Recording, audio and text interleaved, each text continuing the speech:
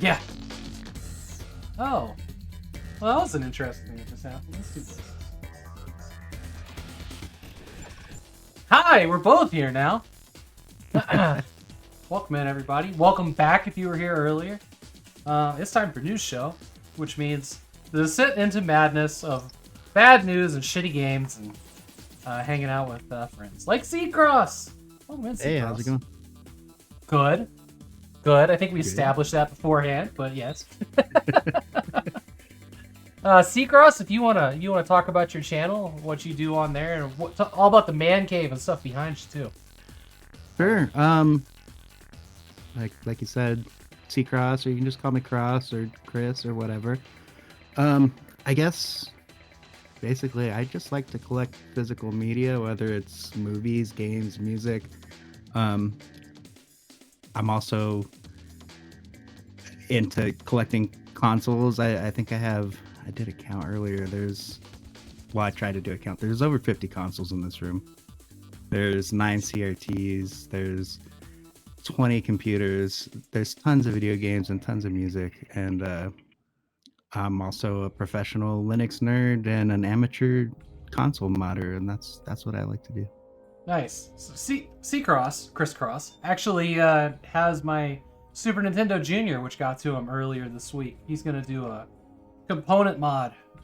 Composite. Well, it's actually an RGB mod, but yeah, it'll let you use those component cables you bought. Yes. Which is and and I'm hoping to do that, and we'll probably do it on stream. That's the plan anyway. Probably like 4 o'clock Mountain Time on Sunday. That's the plan. Perfect. Anyway.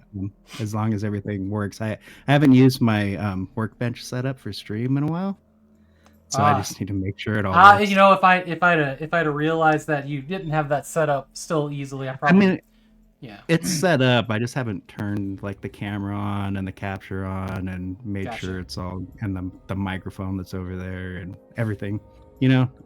But hopefully it all works, and that should be the plan. I do. I had to go get my camera set up for tomorrow because I'm going to be doing a Windows XP recondition on a desktop that Jalax donated to be the 4th Windows XP machine in this room. So you can do quad LAN with XP. Yeah, that sounds awesome. So there's going to be 2 Pentium 4s and 2 like i5s that are running XP, like 64-bit processors that are running a 32-bit operating system, because that's fine. Yeah, my XP machine's an i5. It makes sense. Yeah, just stuff that's like, it's so new that it barely started life with XP drivers for the motherboard and stuff. Yeah, that's exactly what my XP machine is. They aren't the best for like for compatibility of older games, but the stuff that like really needs it, like, you know, if you were going to play Unreal Tournament 2004, it's just great. It's fine. But some like abstract lift tech thing that needs like proper hardware, like Kitty Hawk or No One Lives Forever, like they're gonna hate it. I don't think I've run into anything that really hates my XP machine, unless I'm trying to play something that was designed for like 98. Psychotoxic hated the GPU in the first one, that out of era that I built. Really? Because I played that on my XP machine, and I think I'm using like a 980. That's right. You're like the only other person that knows what psychotoxic is. That's awesome. Yeah, I played that on my XP machine with a GTX 980. You were there on the stream when like the portal to hell opened. Yeah, I was. But I think that's just that game. Yeah. Well, no, I am that is a game that I am going to beat. I really liked what I played on the 1-hour stream, but I'm definitely gonna do it on the Pentium 4. That'll be fine. Yeah, I liked it a lot. I ended up buying it and playing a few hours of it. So yeah. From your stream, so. Oh, nice.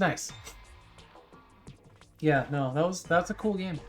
What was I doing? It was all Windows XP games, but it was like I don't know, Babe Week or something. Like they were all female protagonists, but it wasn't.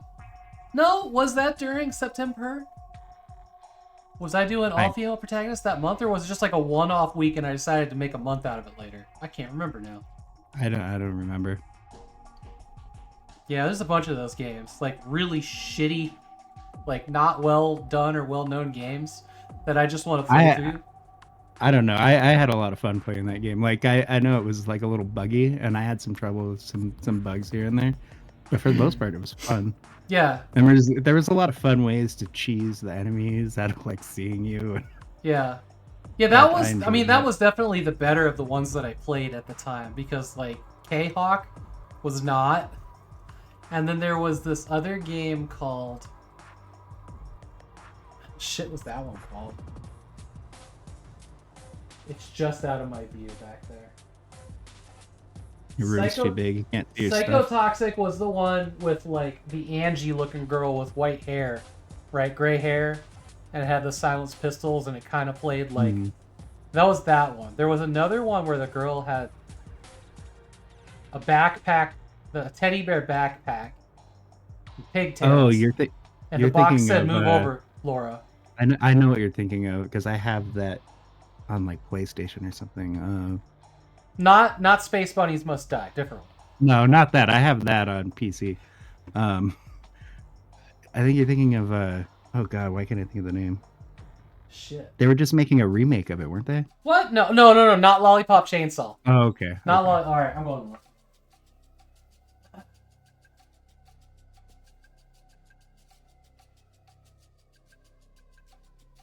Boy, you should be right here. I need to organize these. They are not organized at all. I only see Psychotoxic. God damn it. Well, it's a great game. Everybody should play it. Yeah. No, I'm gonna get through that one. Shit. It should be like right here. This is gonna drive me nuts. Oh, Dirt, Origins of Species. That's what it's called. It's called Dirt. That sounds familiar, but I'm not sure. I played it like the same week that I played Psychotoxic. So if you were around that week, you probably, yeah. That's the one that said, "Move over, Laura. There's a cooler girl in town," or something like that in the box. I remember that. Yeah. That. Yeah, I built up a lot to that one, and that one was all right. That one seemed like it was going to be difficult. But yeah, I want to play through that Kitty Hawk and Psychotoxic. Has anybody caught on that I like female protagonist games? It's just kind of cool. Have you played the Space Bunnies game? No, I don't have a copy of that. Everybody's like, huh? No, nobody's figured that out yet. Damn. Not with all of the Tomb Raider stuff in the room, right? No, I don't have Space Bunnies Must Die. That's actually an expensive game to get a box of. I have a box of it, and it's really a bad game. Yeah, it is. It's really bad. I watched Kilgore Trout play a bit of it. I played it on stream, God, probably like 3 years ago. I was going through a phase of let's see like the worst games I can play. Yeah. and that was one of them. It's really, the controls are so bad. Hey, Pot Scary. Also, welcome in everybody. But it's got a cool style, so. Yeah. The other female protagonist game that I would like to get a box of, but is way too expensive, is Oni. ONI. Oh yeah, I Oni. have just like a regular jewel case version of that. Yeah, I think I do too. I have that as well. You know what? But that box is like all foil and holograms. Like, it's nice. I just remembered this was right there. That's the strategy guide for Space Bunnies Must Die. Strategies and secrets. Man, look at that not xenomorph bunny. It's crazy. I forgot it was just sitting right there, so I figured I'd grab it. Man, that's cool. That's fun. So Seacross has good taste in games, I think was my point. And if you don't like it, man, you sniff glue. All right, so we've got news for the week of April 19th to... April 13th to 19th. There's a couple things in here that I'm going to take out. We're not going to do... There's like a whole block of Fallout stories, and as I was prepping today and starting to read some of these articles, I realized that like 2 of them would get into spoiler territory, and I have not seen the show yet. Have you watched it yet? I watched it. It's super great, but it seems like everybody's playing Fallout now because of it. Mm-hmm. So I am a little Fallout out. You're a little Fallouted out. I will get to start it when my wife gets back. So hopefully this week, and then I can. It's really good. You'll like it. Yeah, I have no doubt because. If you like the Fallout games, you'll like it. It's. Well, there was the one of the articles that I'm going to skip was actually like, Amazon Fallout series might have made me a fan. It was basically, I didn't like Fallout games, but now I want to try them more after the show. And that sounds one, like somebody that never actually played a Fallout game. yeah. So they never got into like the sense of humor of it or anything. Well, no, what they started to say was that they'd seen streams of all of them, and then they started to talk about specific things about the show, and I'm like, no, not gonna read this. The other one that we're not gonna cover, and if anybody would like links to these, I'll post the links. It's fine, or you can just see it on my screen. But the showrunners or somebody posted the special stats for all of the main characters in the show, and the reason I'm not going to open that one up is because I don't want to be waiting for characters to show up because I've seen their name. You know what I mean? But we'll look at these other ones. You get an introduction to most of the characters pretty early on, so I don't know if that would be a huge spoiler, but I can respect it. Yeah, I want to go in like I've managed to avoid spoilers completely, and I've just got to like make it another week, and I'll be good. Also, I think that article is people guessing about. Is it? I feel like I read that somebody like confirmed a couple of them. But yeah, I haven't looked at that one. But we'll get this other Fallout stuff out of the way, and then we'll move on with our lives. Fallout London mod has been delayed. So one of the things that's been a side effect of the show coming out and the popularity is Bethesda's working on getting a big update to Fallout 4 out, which means that the was going to be out soon mod project Fallout London is now delayed indefinitely until they know what Bethesda breaks, so they know if they can fix it, which sucks. I saw that the update was coming out, and I mean, it's a lot of stuff that modders are already doing anyway. Yeah, Of course, they're probably going to do it differently, but it doesn't seem like if you're on PC, it doesn't seem like it brings much to the table anyway. Oh, you're talking about the update from? Yeah. Yeah. Well, and that's the thing is like, you know, if they just left it alone, like the stuff was already there. But yeah, so let's see, April 25th, the update's supposed to go live. I'm like 1/6 of the way, 1/5 of the way into this game, and I haven't played it for about a year now. Hey, I can't remember how far I'm into it. I remember buying it and playing it for quite a while, and then it's one of those things like where you get distracted and you don't have time to get back to it. I even got distracted from Fallout 3, but I did go back and like 100% all that shit in Fallout 3. Except I feel like I never revisited one of the DLCs, like the Pit or something. I never went back there for some reason. I don't think I played any of the DLCs on Fallout 3. I played Fallout 3 on the Xbox 360 way back when it came out and beat the game really fast. And I was like on a streak of beating games really fast back then and just never went back.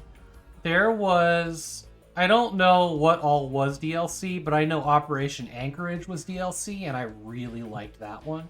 If you do that, like, mid-story, you get, like, a sweet silenced Chinese pistol and, like, some pretty cool gear to carry through the rest of the story, and I was real happy with that. Sacker says Fallout 4 is a fun game, but it's a terrible Fallout game. They fixed the ending in DLC because it was so stupid. I mean, the ending to Fallout 3 wasn't particularly exciting either. It was like, congratulations, everybody's dead, but you pushed the button on the water filter. Right. Also, here's a giant robot. Watch him walk along the ridge. I don't even know what that was about. But to be fair, I would prefer playing Fallout 3 over New Vegas. I did New Vegas. It was fine. I think I love Fallout 3 more. I'm a fan of New Vegas. I think I like the style, but that's probably just because I grew up in like the areas that it takes place in, so it feels familiar. I grew up in middle to southern Virginia, which is just south of the Capital Wasteland. So big Right. big That pool makes there. Yeah. The desert was already a wasteland. You know? I mean, kind of. So something that was interesting here, they went into a little bit more of detail on this particular mod. It's going to be 30 to 40 gigabytes, and they can't get it on the Xbox. It's too big for their mod program, the Creation Kit or whatever it is. And it's too big, forget this, ModDB. ModDB will not let them upload it, this London project. Really? Yeah, they've tried to work it out, and it has completely stalled talks. So GOG has stepped in and said they've solved the problem, and we'll host it for you. Good on GOG. Oh, that's cool. So GOG, and they think they've solved a problem that may allow it to work on the Steam version and possibly Epic, but not ModDB. I think if they... Yeah, I don't know what they did over at GOG. It's kind of vague. They literally used the word technical boffins over at GOG. So right now it will only work on the, as far as they know, only on the No. the GOG. No. This is for hosting the giant files. Right, but you said that it may work on Epic. Yeah, it may work on all of them. It's just that like ModDB wouldn't let them upload anything that big. Right. So you're saying Epic might host it too, or that... No? Well, I don't know. I think it's that. Let me read this part here. We've had some conversations with the technical boffin over at GOG, Carter says, and we now have a viable way to make the mod available for anyone who owns the mod on GOG and Steam, and perhaps even Epic once the new update from Bethesda comes out. Oh, okay. Wait, who owns the mod? That's a weird. That was a weird term. Yeah, like I said, it was a little confusing. But yeah. So is this going to be a paid for mod? So I know that's a thing too. The way that's worded, it is for anybody who owns the mod on GOG. I think that the typo here is mod should have been owns the game. Yeah. But it is what it says. That is what it says. Yeah. I don't know. Go get lost in the comments here. No, I give up. I don't want to look at the comments. Yeah. So, on that note, I'm sure it'll be available everywhere soon enough. You know what I mean? Yeah. Like once they figure out the update and they get it out, they're not gonna. No, you can only play it on this format. Yeah, I think the problem is it's just 50 gigabytes of a mod. It's big. It's a lot. Well, it's all original textures and shit, and like new enemies, and like it's pretty crazy. It's basically the whole game again, just running in the engine, from what I understood. So this one's rehashing leaks that there may be an updated version of Fallout 3, which I'm really excited about. I'm not gonna lie, an updated version of Fallout 3 would be good, because playing Fallout 3 on a modern PC is not good. You have to limit it to one CPU core. You have to go into the INI and adjust some things when it comes to like RAM memory. There is that mod called Tale of Two Wastelands that'll let you play Fallout 3 in the New Vegas. Yeah, but New engine. Vegas is also a crash fest. Right. Like, Bethesda games are not particularly stable. No, they never have been. No, but there was also a thing in here that there's probably gonna be like a remaster of Oblivion, which I think I heard about a couple years ago. But I would happily buy both of them. What I want is Oblivion with full controller support on PC. That would make me happy. I think with Microsoft running the show, you'll see updates of a lot of those things. They're just too popular, and Microsoft really wants to push their what do you call it, the the service. Game Pass, Game Pass. Well, and if they can have all of that stuff work really well, they're gonna do it.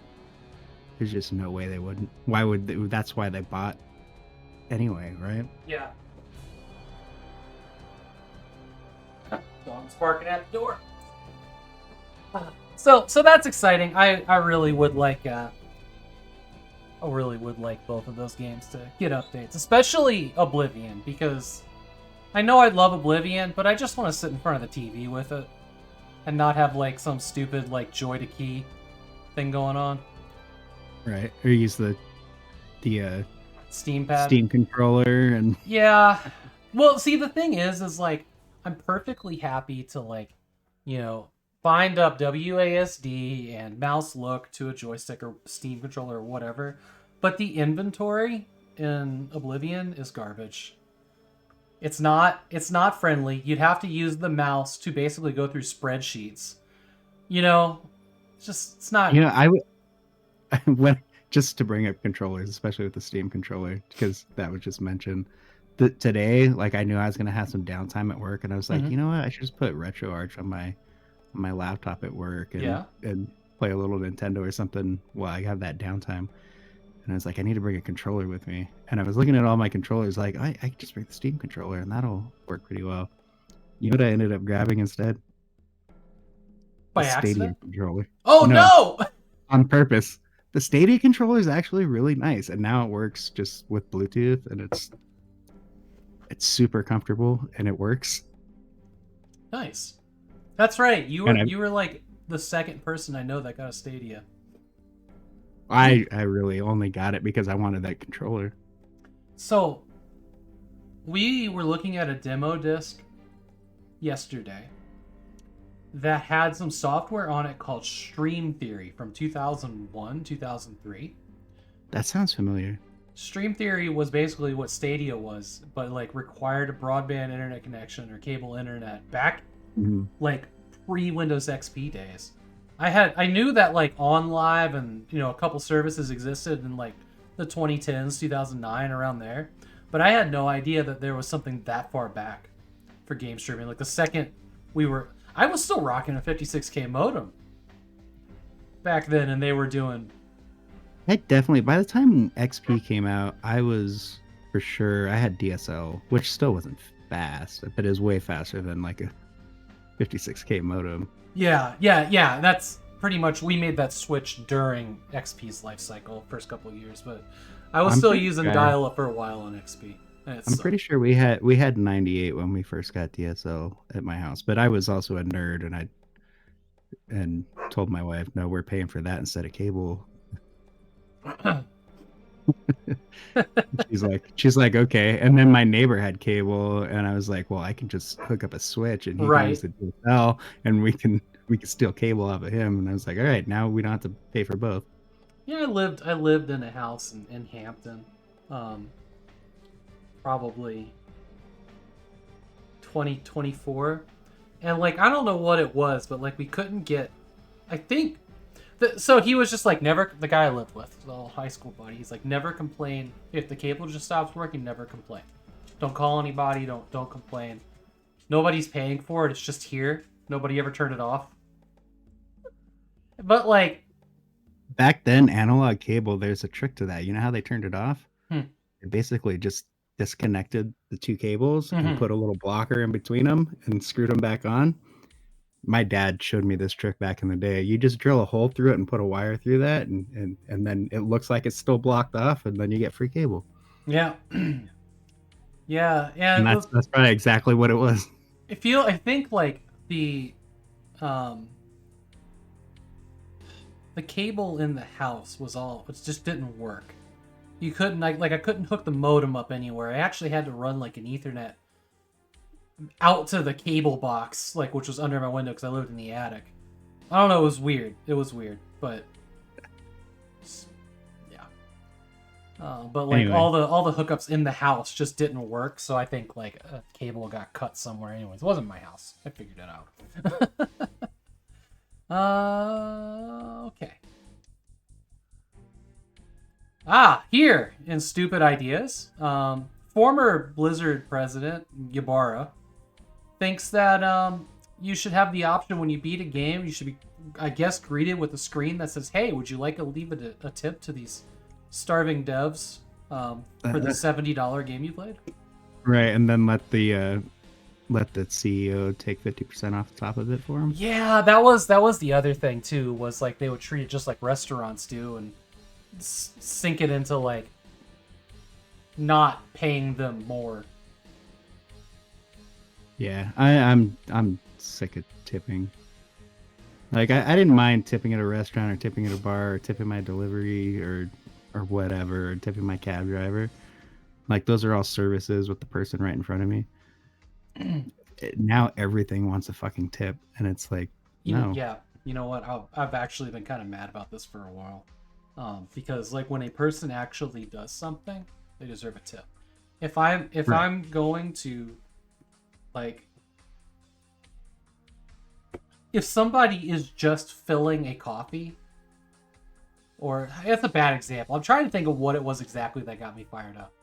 But like, if a person, it's like if you go to a cafeteria where you like pick up the food off the fucking counter and put it on your own tray, and then you swipe your card and it's like, do you want to leave a tip? Nobody actually fucking did anything. No, You know no, what I mean? no, and oh, okay, I remember what it was. It was the butcher. I went to the butcher, and you know, I picked up everything myself. I didn't have anybody behind the counter get anything out of the glass. I just got frozen stuff out of the coolers. I got the dog his bones, and I got some, like, you know, there's sliced olive loaf meat. And so no special requests, no service. none, not a single one. And then I walked up to the counter, and I was like, I'm ready to go. And this kid who just did not give a fuck, did not care, like sauntered over there. And then there was like another guy on the other side of the counter who maybe worked there or whatever. And he's like on the phone and like talking to the guy on the phone.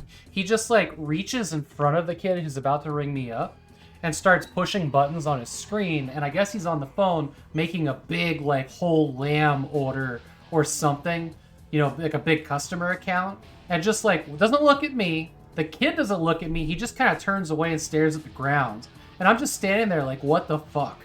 And so, you know, they get this thing ordered. I'm watching it all go up, and it's like $600 of meat, you know. And he's like, "All right, I'll throw it in the van, and I'll bring it over when I get off."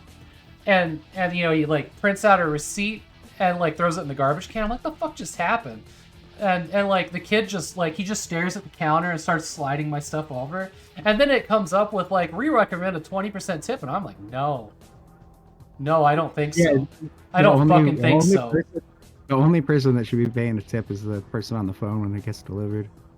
Yeah, no. It gave me like, you want to do a 20% tip or no tip? And I'm like, no tip. And I like look over. It's so stupid. You notice that every store is switching over to those stupid iPads or whatever and it's because they can easily program that thing in where they make you press the button no. Yeah, they make you feel bad for not doing it. Yeah. And I'm just like, nobody here has earned a tip. I'm actually irritated. Yeah. You know? If I'm not asking for something special and it's just like a fucking quick shop where I'm picking something up and bringing it to the counter, there's no way in hell I'm leaving a tip. You know who deserves a tip and we can't tip them? The people that cut the plywood at the hardware stores. Do you know how much better and more precise those... What? No! Do you know how much better and more precise those cuts would be if they actually were like, oh, this person might give me a $10 bill for making a perfect cut. Like, there's a whole fucking system to, like, going and getting a good cut. You show up right after lunch when people are in a good mood, they've just eaten. You know, like, you like, it's like when you go to see a doctor. If you go see a doctor after they've had their lunch break, they're more likely to listen to you and give you what you want. Like... But it's the same thing with the people cutting the wood over at Lowe's. Amen to all of us. Siegel Axe knows. Gotta be careful with the psychology of getting what you want out of a doctor. Yeah, I know. But no, I've read Reddit threads on both of those things, and they're exactly the same. I've never had somebody at like Home Depot or Lowe's or whatever cut wood for me. I've seen like the big machines, and I've always went like, that looks super easy to use. But I have power tools at home. I don't have power tools. I don't have a pickup truck. I don't have a van. Yeah. That's So the like thing. if I need plywood, it's got to fit in the hatchback, or we've got to I can rent a fit- truck, and I don't want to do that. I can fit plywood in my SUV, and I have tools. So Yeah. See, I don't. I have hand saws. I have hand saws and I have a jigsaw, and I'm not cutting plywood in a straight line with a jigsaw. yeah, no, I get that. I would definitely tell them to do it Also, there. I don't get enough wood to warrant buying the full setup for a circular saw, and I just don't want one because I have nowhere to store it really. Yeah, it's like a whole thing. So what did we just get a piece of wood for? Yeah, we just don't need to encourage any more tipping. The tipping thing is. I'm just saying I would happily drop $5 if like I end up with the cut that I want because they measured twice No, and I cut bet once. I bet you that guy would take it, even if they're not supposed to. Yeah, probably. I'm just saying that like it's encouraged places that don't deserve it, and not in places that I'd be honestly be happy if they did a Haggard. good job. Yeah. If only you had a garage. It's true. Yeah, in truth, I don't like tips. I really don't. I think that people should get paid to do their fucking job. End of story. Yeah, I think everybody should make a decent wage instead of having to rely on tips. But Charge me more at a restaurant instead of paying tips. I'd be happy to pay, just so I know what I'm paying when I go there. Now they do hidden service charges on all the menus, and yeah, it's getting crazy. Yeah, that's that whole thing. And then like my wife before she was a nurse, she did waitress work, so she always leaves a tip because she feels bad for them, and I'm not allowed to not leave a tip because she's got PTSD. But yeah, $70 game. I don't want to leave a tip at the end. This is fine for indies, not for Mikey Barra. Right. Yeah, put a tip on the Kickstarter, maybe like after you get it delivered. That'd be a good one, yeah.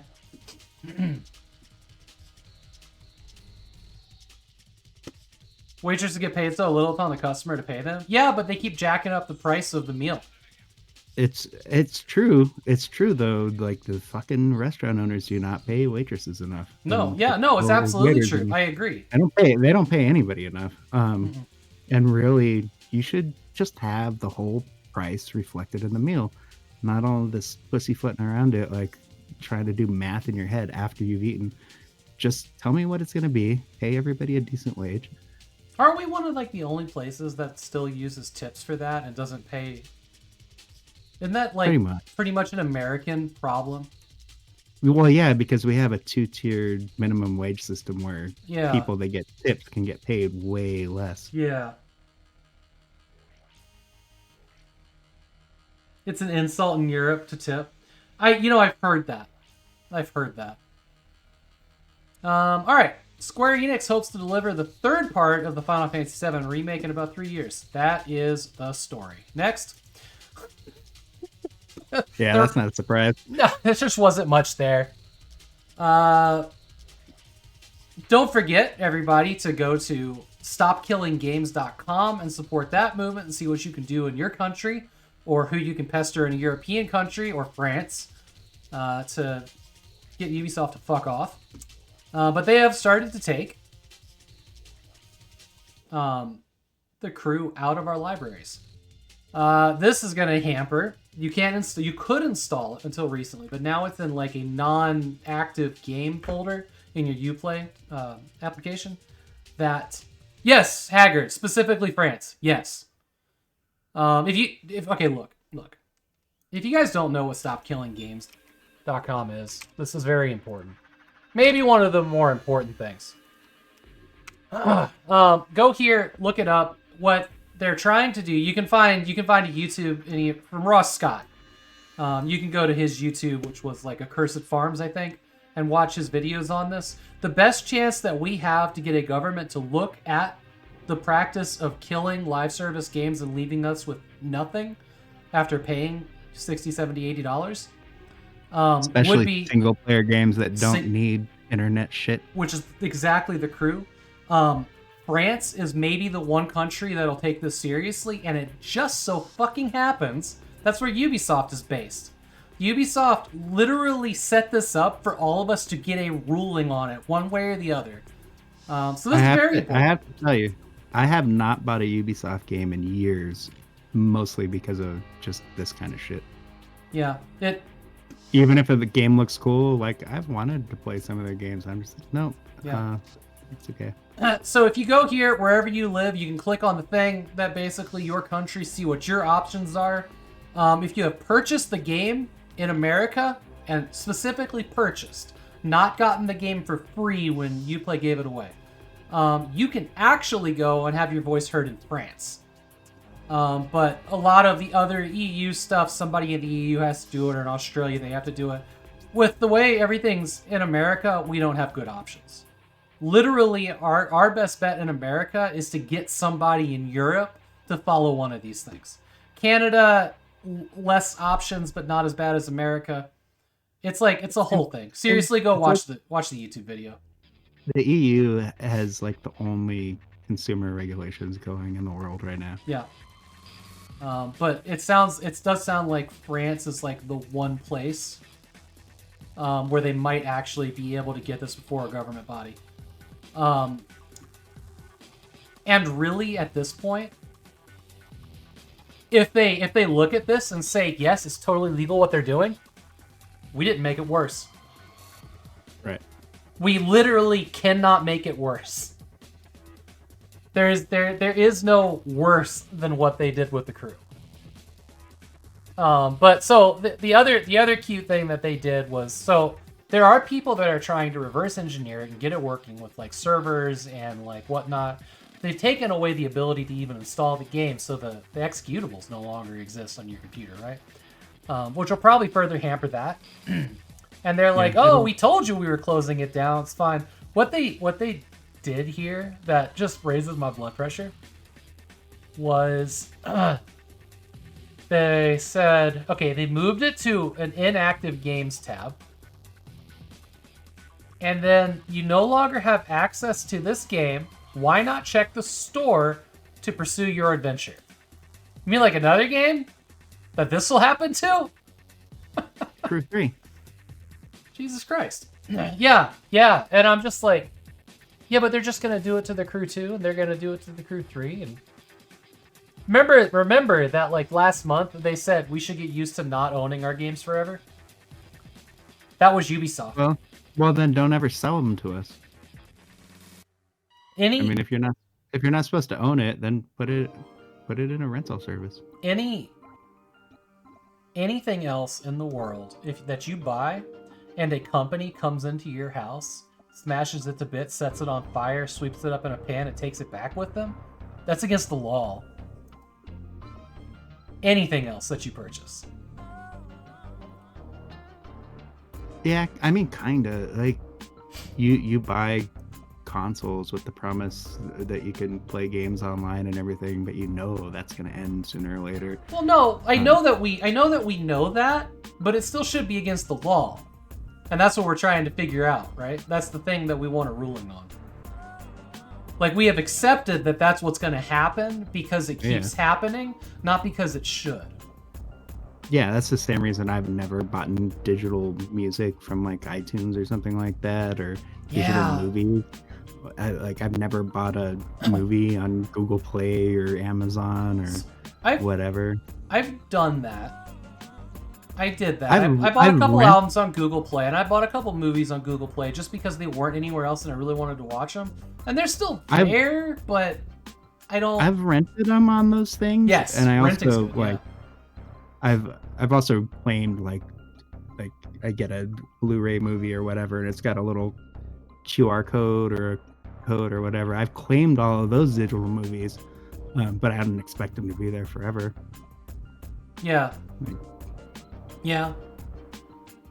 Oh yeah, you know how archaic it was to like get the code with a Blu-ray or whatever, and then you go to some service that has only been there for 3 months and is gone the next month, and you download the movie, and it's like, you have 3 activations of this video file.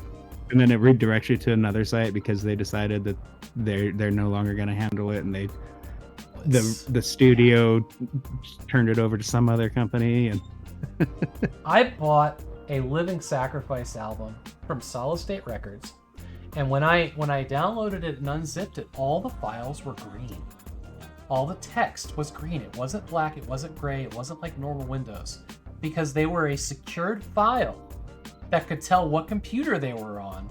And if they moved computers, they would become inactive. I've never seen anything like that before that or after that. This was Windows 7 era. But yeah, they were in green text. Some kind of So if you put it on another computer, was it like in red text? You know, I only had the one computer. I didn't try, but there was like a note when I unzipped it. There was like, you have 10 activations of these songs or something like that. I've never seen DRM on a MP3. That was crazy. Maybe it was a WMA. I wonder if that allotted for. That makes sense. Yeah. Ripping CDs would put rootkits on your PC and nobody. Oh yeah. Oh, I don't know about that. Sony was putting rootkits on their CDs. So if you stuck your CD into a computer to listen to it, they always had like movies, like little short videos and stuff on there, and it would install basically something into the kernel and to keep you from ripping CDs. When is this? I've never heard of this. This was a long time ago, probably 2006 or something. I had a laptop that suddenly stopped reading secure ROM games, so like Tomb Raider, Underworld, Wolfenstein 09. But anything that didn't have secure ROM protection worked just fine. And I decided that it was because I put Power ISO on the computer to run an ISO of like No One Lives Forever, that it just did something. Like the secure ROM that was on my computer did something. It was probably detecting that, or... Well, and I uninstalled it, I formatted the computer, and they still didn't work. But if I hooked up a USB CD-ROM, they worked. Or DVD-ROM, they worked. But not in the secure ROM stopped working in the internal laptop. The CD-ROM. And I had to basically get a new laptop for them to work again. I literally did get a new laptop. Because of that. I took it to Best Buy, and they replaced it. And they're like, well, it sucks that you can't play these games that you bought here. And I'm like, yeah, they did work. Now they don't. And they never really gave me an answer on that. Not that they would probably know. But... I understand why like anti-cheat software wants to be in the kernel. But you know what? Don't put anything in the kernel. Mm-hmm. Like, sorry, you can't detect cheats on your multiplayer game. Don't put anything in the kernel. Yeah. Because now I'm trusting your security instead of Microsoft's or whatever, you know. And I don't think the game that's covered in a bunch of fucking cheats is known for their security. All right, we got a trailer here to watch. No Rest for the Wicked. Came out Steam Early Access this week, I think. Or, yeah. So, it's true. The king is dead.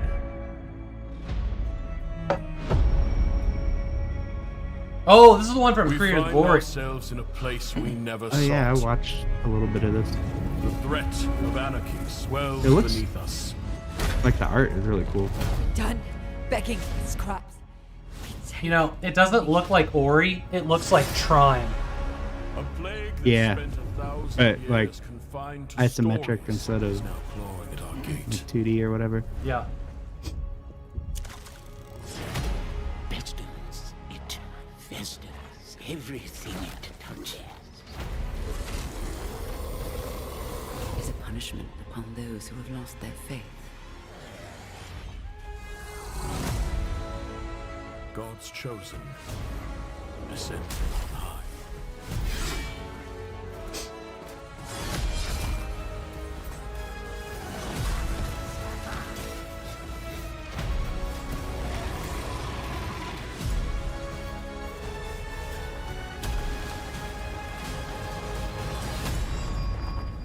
The movement in this We'll remember how is we incredible.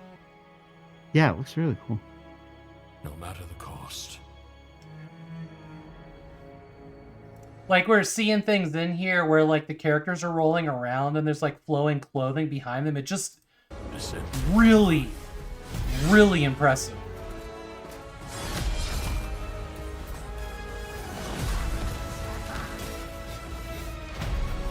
But, like, even like, this animation of this character rolling and getting up is, like, it's just so good. This one here. None of the lamb looks flat. It looks all rounded. It makes it have some kind of weird depth to it. Yeah, no, it looks nice. I'm excited for this one. Let's see, what's next? Flippy. Cliff Blazinski, formerly of Epic, worked on the Unreal Engine and a bunch of stuff out there. Who previously said, and at the bottom of this article they remind you, like in a CR Old Stories, that he's like, I'm never making another game again. Kids today are stupid and all they want to do is play Call of Duty. Over there when he made Lawbreakers for in the Bosky studio after Epic. Lawbreakers being that gravity-defying FPS that I never actually saw anybody play. I've never played it. The trailers look cool, but nobody wanted a Quake game apparently. But he did say here, Lawbreakers is coming back. What's happened here is that a bunch of modders are making servers for it. They're in progress of getting them working. But some people have been like, wow, this was really refreshing. Games like this, more of them should exist. And Cliffy B is getting all emboldened by that. He did say, though... We're seeing a lot of people creating custom servers. Like, yeah. Xbox Live for the original Xbox is back, and it's great. I played a bunch of Halo on it. Pretendo is cool. I haven't actually touched that yet. You know, there's lots of Phantasy Star Online servers. There's all kinds of MMOs that have like gone away, and then people just make their own servers out of it, and it's fucking great. Keeping stuff alive. Yeah. But I do mean what I said here about Cliffy being like, I'm never making another game. Cliffy B's new career confirms it's not at all game related. Remember Lawbreakers 5 years after it shuts down? Cliffy B wants it to come back. Yeah, that's pretty good. I really hate to do this to you. I need to go see what the hell my wife is talking about. Sure. Sounds good. We'll take a break here real quick. Yeah, thank you. Yep. Hitting the ads. We'll be right back.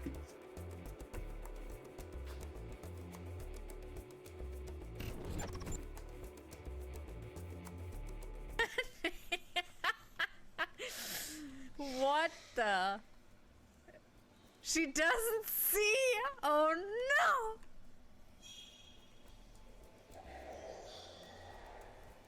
Oh, it's right there. It's really hard to see with the glasses. Woo! Let's fucking go! Oh my god, it was there all along? Jeez. We missed the key and...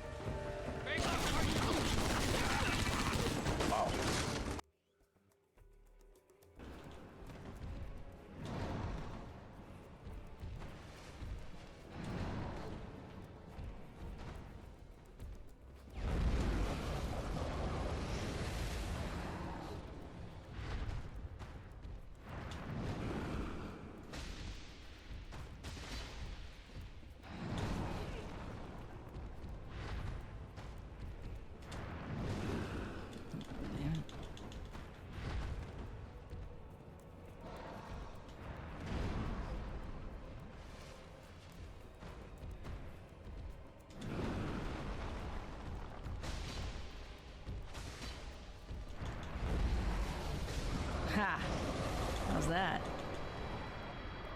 Bye, Manus. Bye. Thanks for your soul.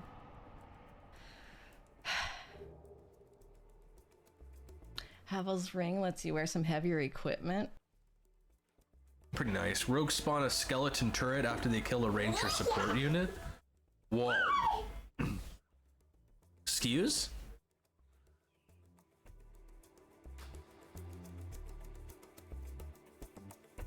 That sounds crazy. We gotta check that out. That sounds crazy.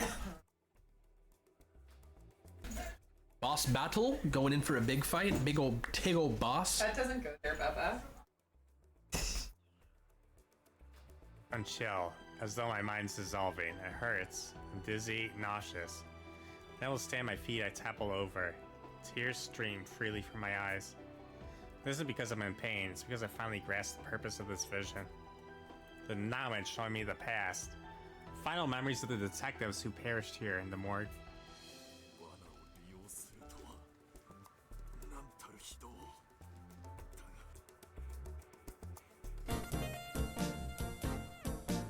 Alexander reached out to touch the Black Widow. Ah, how sweet. The matrimony. I knew you'd change your mind. Alexander feels the sharp prick of the Black Widow's teeth, then is... Oh, shit.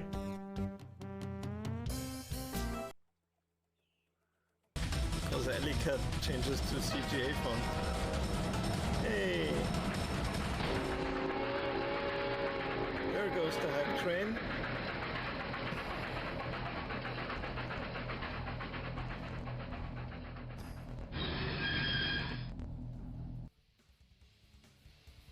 Combo.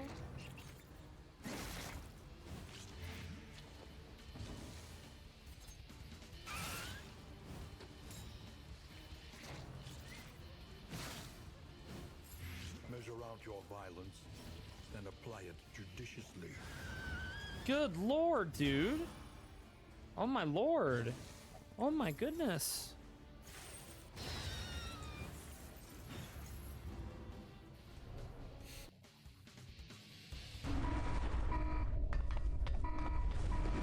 Whoa. Hey, I can see my house from here. Ow!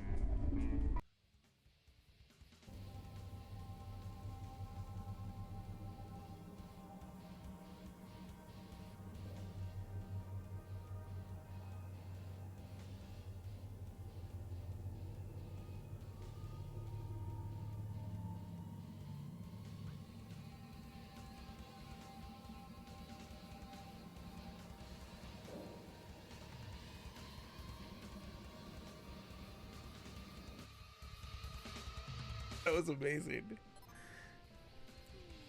Yeah, no, don't worry, Red. What is this? What's the? What's the ball? Don't do it! Don't do it, you dummy!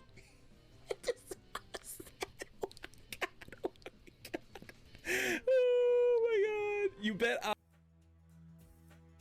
It's pretty good. It's pretty good. You can't deny that amazing KD ratio. What is happening here? What the heck did I spawn into?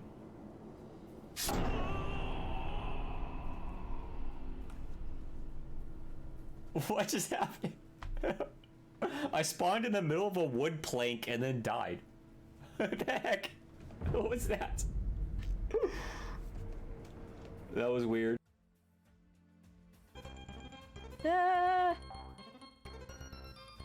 Oh, seriously? Cool. Come on.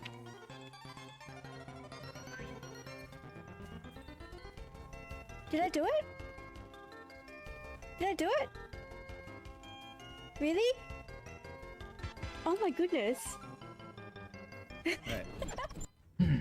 All right. All crises have been averted forever. You're welcome. Thanks for giving me that minute. Yeah.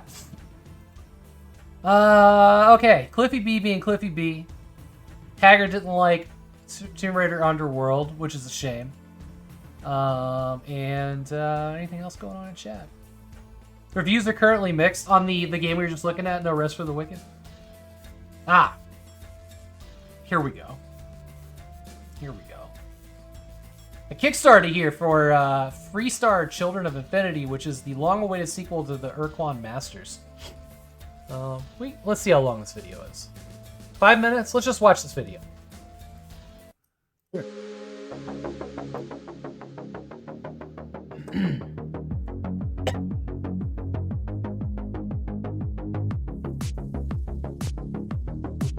How many things did they just push up there? Is that from the minds of what? Oh god, I was moving the volumes around and I didn't look. Let me, let's go back. Holy shit. Yeah.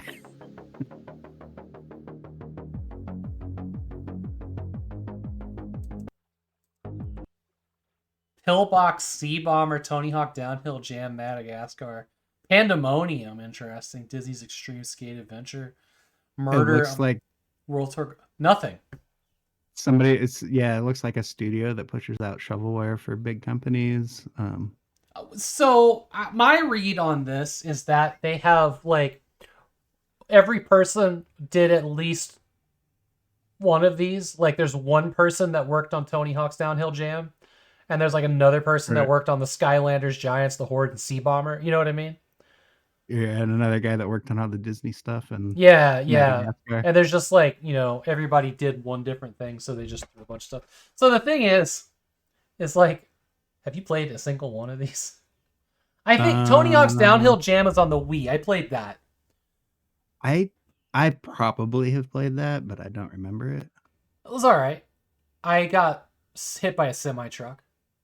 I do Archon? have some Archon? Okay. Skylanders stuff, but I've never played Skylanders. Well, this is I do have- Skylanders Giants, which might as well be a mobile game. Might be. It might be. I don't know. World Tour Golf. Yeah, these are some. So people I've are people. seen Madagascar. Yeah. Jillax says Archon represents, so maybe Archon is a thing. That sounds familiar, but I'm thinking of Arachnox. Anyways, watch the trailer. Fucking words. Ooh, hold on. Was that like claymation? That looks a little claymation-y, didn't it?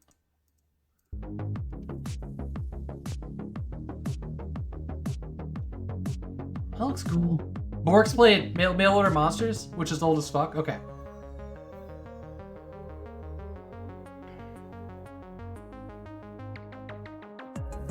All those planets had like a lot of different art styles.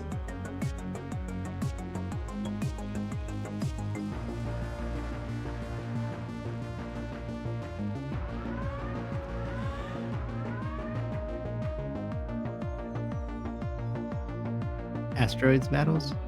Yeah. Oh shit. Go the other way! Abort! Play solo or together. Archon's a very old game, like chessboard. Okay. Well, I like the way the planet battles look. The space battle's a little lackluster. I mean, it looked like there were like moons and stuff you could use for like gravity assists. That looked kind of cool. Director of Development for Freestar's Children of Infinity. This is the long-awaited sequel to the Urquan Masters, whose copyrighted content was first expressed in 1992 as an influential PC game that inspired creators of a lot of games you might know, like Mass Effect, No Man's Sky, Fallout, Subnautica, and a lot more. The open-world RPG puts you in charge of a mission to save humanity in a universe of weird, scary, and often hilarious characters. I really want... Oh God, please don't let me die today. Tomorrow would be so much better. Children of Infinity represents a vision for the sequel to our classic. You can hear the audio, right? Updated for a modern audience while still embracing its retro roots. Children of Infinity takes you right back to that world and begins its story 3 years after the events of the Urquan Masters, with some characters old players will know and plenty of new aliens to meet. Most importantly, our universe is full of diversity and lets players Flippo's the play best. the way they want to play. With ship combat that lets you fly a colorful Tinker Toy-looking ship piloted by a cowardly crab creature against a terrifying black blade and flame-spitting death machine. Oh, flown boy. by aliens who want to destroy all life in the galaxy. The universe of Freestars tells whimsical, serious, and weird stories all at once. I love this universe, and aliens and ships feel like our strange extended family we get to introduce you to. Everyone has their favorites. I love making things that people really connect with, and sometimes use to have heated arguments on the internet. We want players to be inspired and interested in our weird world. Through the open source release of the Urquan Masters in 2002, the online communities kept the game alive, playable, modded, and freely available for millions of players to experience. Seriously, over 2 million people downloaded this from its SourceForge page. After decades of waiting and a lot of fan petitions, in 2021, Paul, Fred, Ken, and I formed Pistol Shrimp. So are you saying that Noah's Ark was more like a cruise ship and they had a kiddie pool where like the capybaras could play? They would need that. What are you gonna do for amphibians? You know, like you can't put a salamander in the ocean. We're being weird.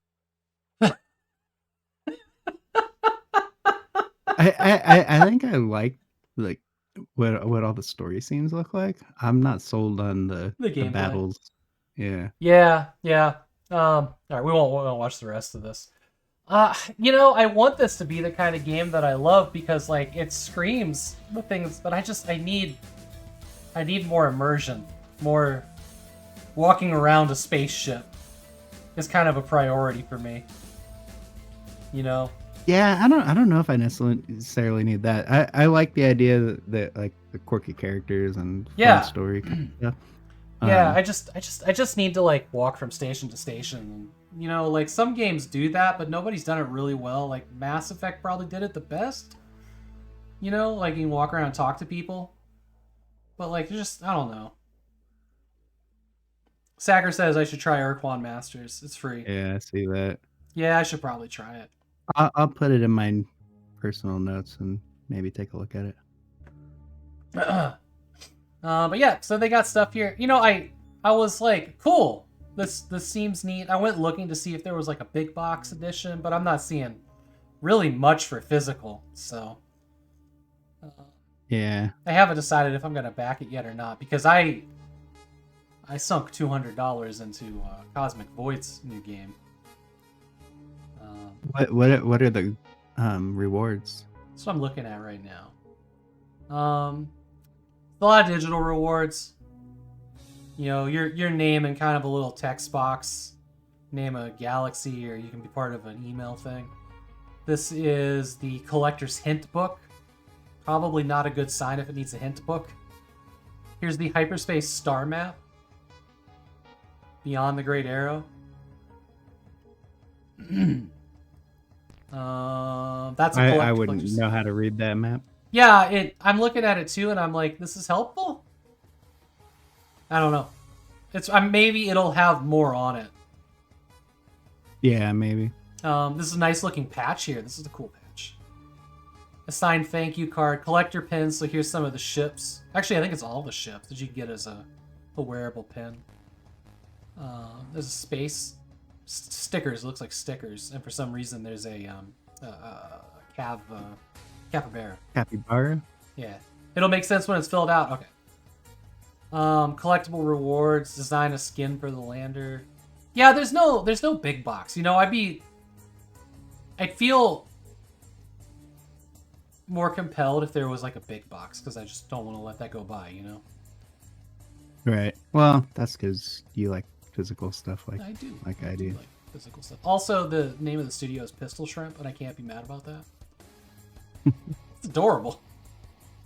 I think a pistol shrimp is a real thing, isn't it? Like it's a real type of shrimp.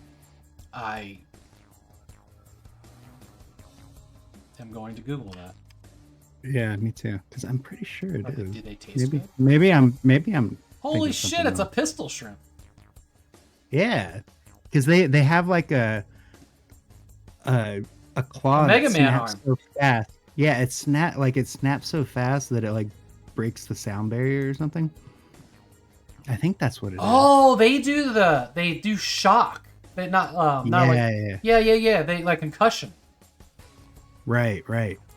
No shit. Yeah, you're right. Yeah. They're featured on a Radiolab episode. Yeah. Yeah, they do like puffs of water or something. Yeah.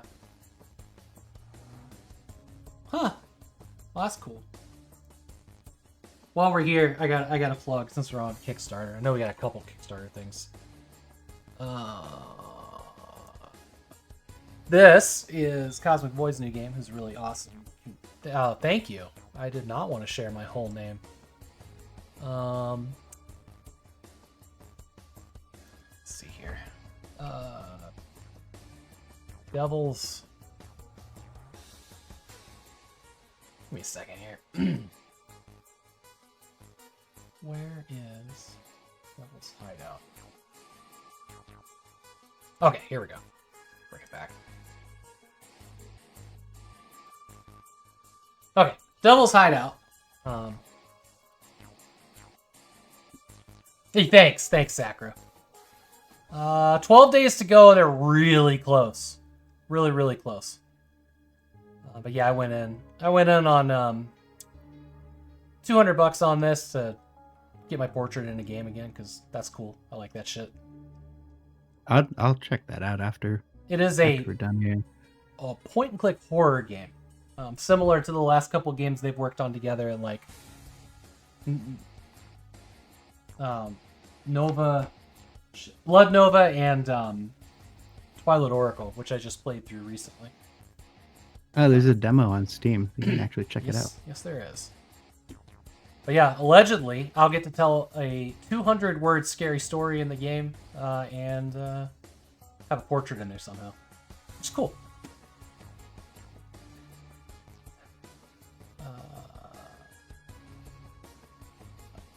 Oh! This is kind of cool. I never did play Mafia 3, but I really liked Mafia 1, and Mafia 2 was pretty good. Was not bad. I've never played any of them. But allegedly they're going after a Mafia 4. They just re-released all of them as like definitive editions, and the original got like a full-on remake.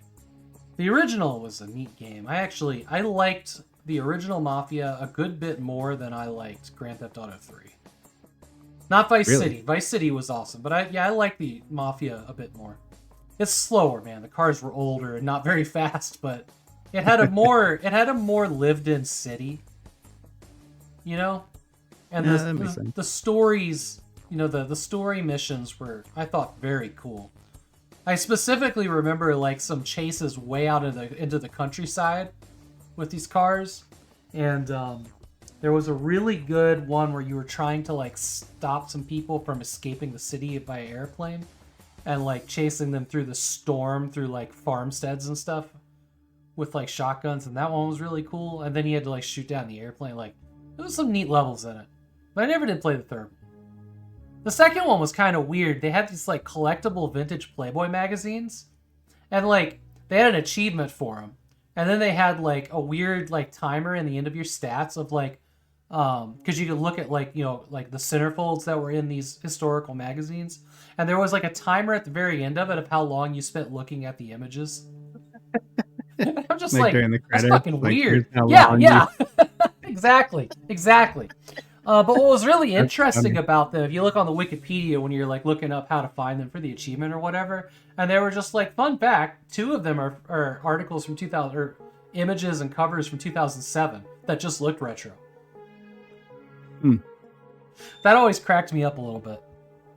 But yeah, that was kind of interesting. I never did play the third one. I mean, people are still making shit look retro these days. Everybody's into it. No, sorry, it was 1997, not 2000s. Maybe it was 2000s. I can't remember. I actually own Mafia 2 on Steam. I didn't even know that. It's a pretty good game. That one is like, that one's fine-tuned and fun to play. I appreciate that one. There's nothing. The charm of the original, though. The charm of the original is amazing. I should play. Yeah, I want to check it out. It actually, like, you know, it's like Grand Theft Auto. It's got like the full map of the city that you can spread out across your desk or whatever. In the box, neat stuff. But yeah, maybe another Mafia game coming. I need to get caught up. Arizona vetoes an internet age verification bill. I don't know what the hell this stock image is. What's happening here? It's probably AI. Yeah, I don't know. All the toes are there, maybe. Is not it? No extra toes. No, but like, is that how women use desks? Maybe I've never paid attention. Yoga women use yeah. laptops. Yeah. That's how you're on your laptop right now. I agree. So yeah, they're looking for a way, like, people or, well, not people. The government's looking for a way to make us register for an online age thing where we, like, tell them everything, including our donor status, to be able to look at porn or whatever. Yeah, didn't they do that in Texas? I think it was Arizona that was trying. Yeah, no, you're right. Texas did a thing. Texas did a thing, and Pornhub said we're not servicing Texas anymore. Right. Yeah, that's actually in this article. But there was a very specific thing here. Enforce age verification on websites that contain 33% or more porn. You know, I heard that on the radio, the 33%, and the only thing I can think of is maybe like sites like Reddit, you know, because there are porn subreddits, right? Yeah, and most of them. Twitter too.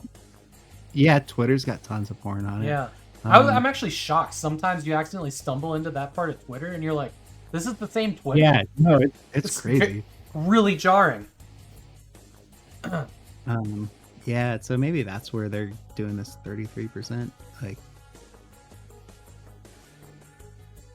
they should have put in a 69%. They just should have somewhere. It'd be like, what, 31% or 21%. Personally, I'm against anything like this Me because I too. don't need government tracking anything more than they already do, and that just seems like it's ripe for abuse. Yeah. If you're a parent and you want your kid to not look at porn on the internet, you better learn how to restrict their access to the internet. That's actually easy to do. Yeah, it's super easy. No, and like blocking porn on your network is so easy. It's built into almost every fucking router. Mm-hmm. Not only that, don't let them take a cell phone into their room by themselves or have a computer in their room by themselves. Like, and even then, I'll tell you right now, the internet was brand new when I was in high school, right? Like the major internet, like going to the World Wide Web was pretty new when I was in high school. We still went into the library and looked up porn on the fucking internet. Right. No, I mean, teens are gonna find a way. Right, it's there. God knows I did. And now, like, just burner smartphones, like, you know, good luck, Right. Dad. You can go buy a $15 phone that somebody is gonna throw away and look it up. Like, yeah, it's a lost cause. Yeah. And you know, even before the internet, you found magazines and places. You just did. They were there. Yeah, that's a weird thing, but they were always somewhere. They're you know, maybe I just don't go to other people's homes all that often, but or whatever. But like, magazines have taken, like, they're kind of leaving. Dead. Yeah, it's a dead medium. I mean, magazines in general, but like, you know, every gas station I could think of, or truck stop. Maybe I'm just not near truck stops anymore, but like, there used to be walls of them. Oh, that's true. And like, I haven't seen that since I was in Fargo over 10 years ago. I haven't seen anywhere out here in Washington that had something like that. Or Oregon. Yeah, I mean, yeah, back in the day, you used to be able to like go to newsstands and tons of magazines. Yeah, it's not the same. Well, I think didn't even Playboy like stop doing? I thought I heard somewhere that maybe they stopped doing physical media at all and just went to a website that you subscribe to.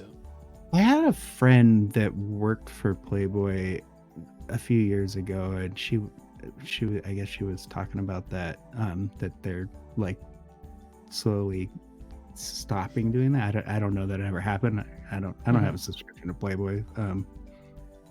But yeah, I seem to remember her saying something about that.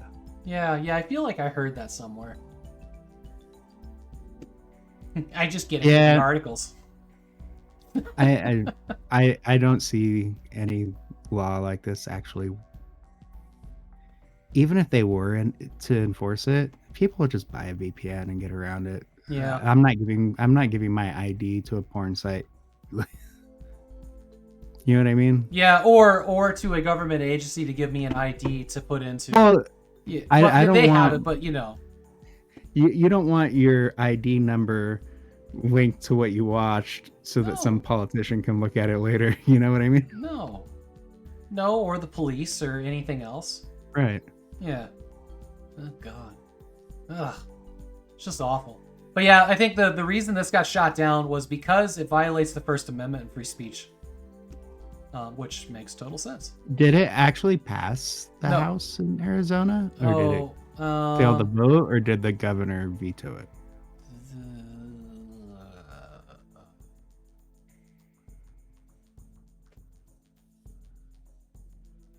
I can't remember.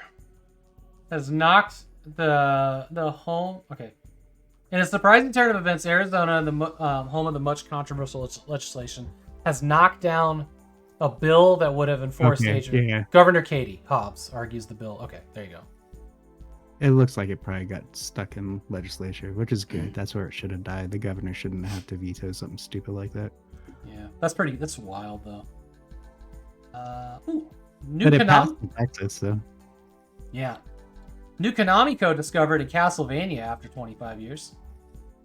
In Castlevania Legacy of Darkness, almost 25 years after its release, fans discovered a new use for the Konami code. Do people just not try it in every game? Don't we just always try it in Yeah, every game? I thought that was the thing. If it said Konami on it, you Is this like- definitely try it. Is this like a really bad Castlevania? It's a Konami game. No. Yeah, that's Konami. Or is that Capcom? Who makes Castlevania? Haggard will know.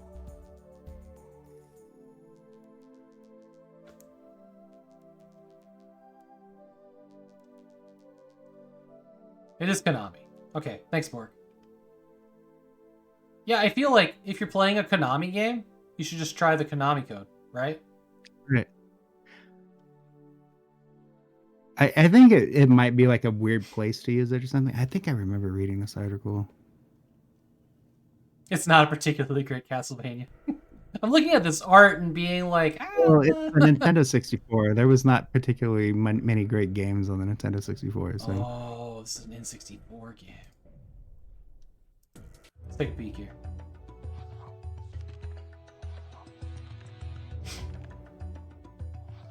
Oh, that's right. It unlocked all the characters.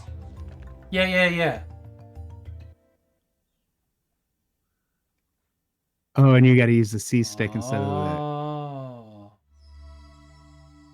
And you get some music.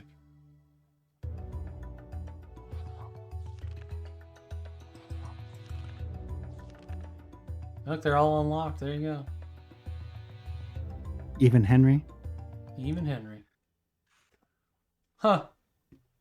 You know, that is the thing. Like, a lot of these things that are getting news articles, like, everybody knew about it, but nobody, like... like, it wasn't... Oh, and it's ×4. C up ×4, C down ×4. Weird. So it's not quite the Konami code. But yeah, there's a D-pad on the N64 controller. Strange. Anyways, that's cool. Another one I found. This is an interesting article. Not particularly interesting, but kind of a new thing, and I don't know how I feel about it, but with the arrival of Ghost of Tsushima, which is a great game if you like that kind of game or you like modern games, highly recommend picking this up on PC because it's a good game. It's just solid, and it's beautiful. Probably one of the prettiest games I've ever played. But they're going to have PlayStation trophies that track to your PlayStation account now on PC. It won't be a conflicting overlay with Steam. It's going to be Shift F1, I believe, to get to it. But, you know, we love having 12 overlays. Yeah, overlays can be a bit much, but I like that. I think the idea behind this is they'll be able to like tie you into the PlayStation network better. PlayStation Friends. I think you'll be able to do PlayStation Right. Co-op here. Right, do PlayStation co-op on their network and use their chat and all that kind of stuff. I think it makes sense. Now here, so Ghost got a 4-player co-op mode with its own stories, but it required you to pay to play online with PSN, right? Like, Right. because the consoles, they do Oh, that yeah. where you have to pay to be able to be online So, with them. so are you gonna have to pay on PC? Maybe. I don't know. It doesn't say.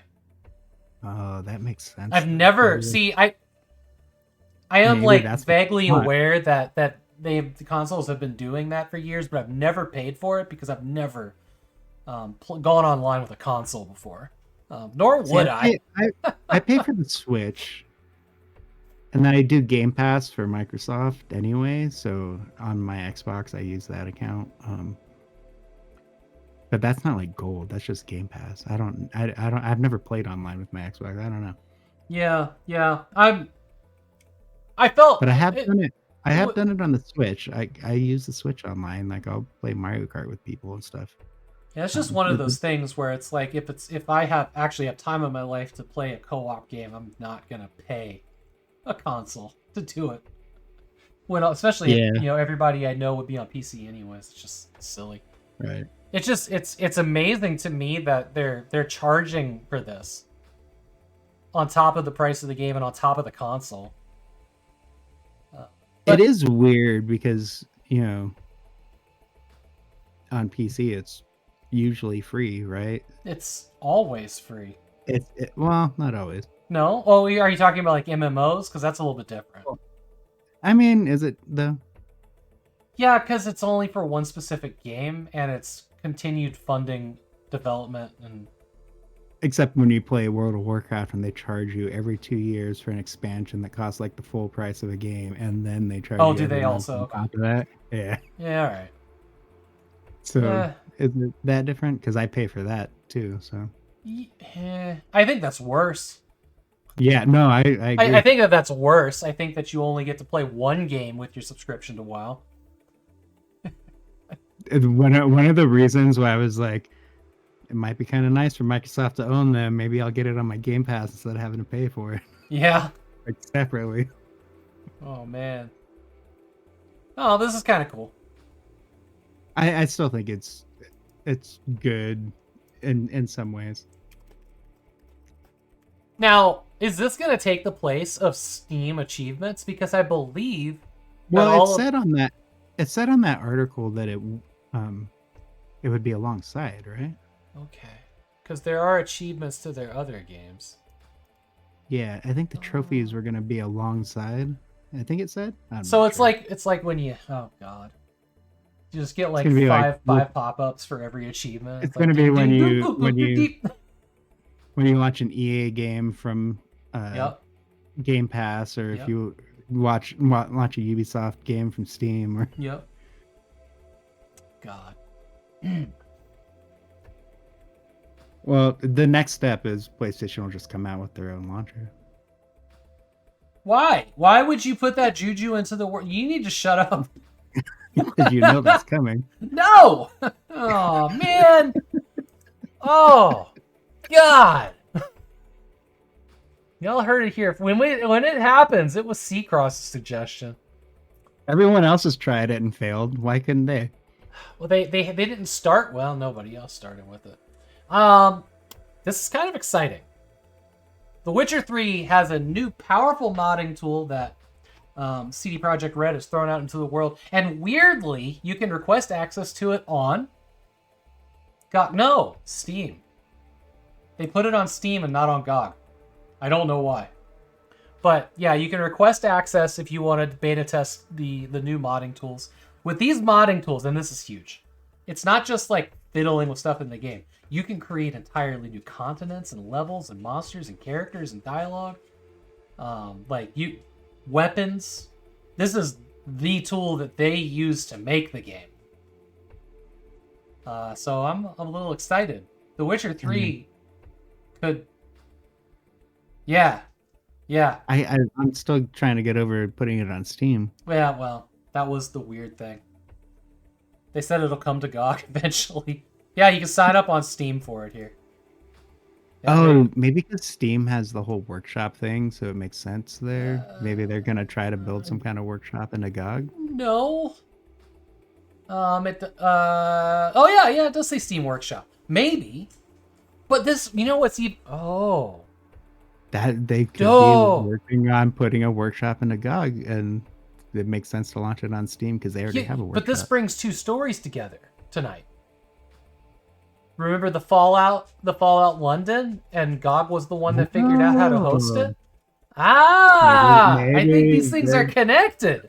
Maybe, yeah.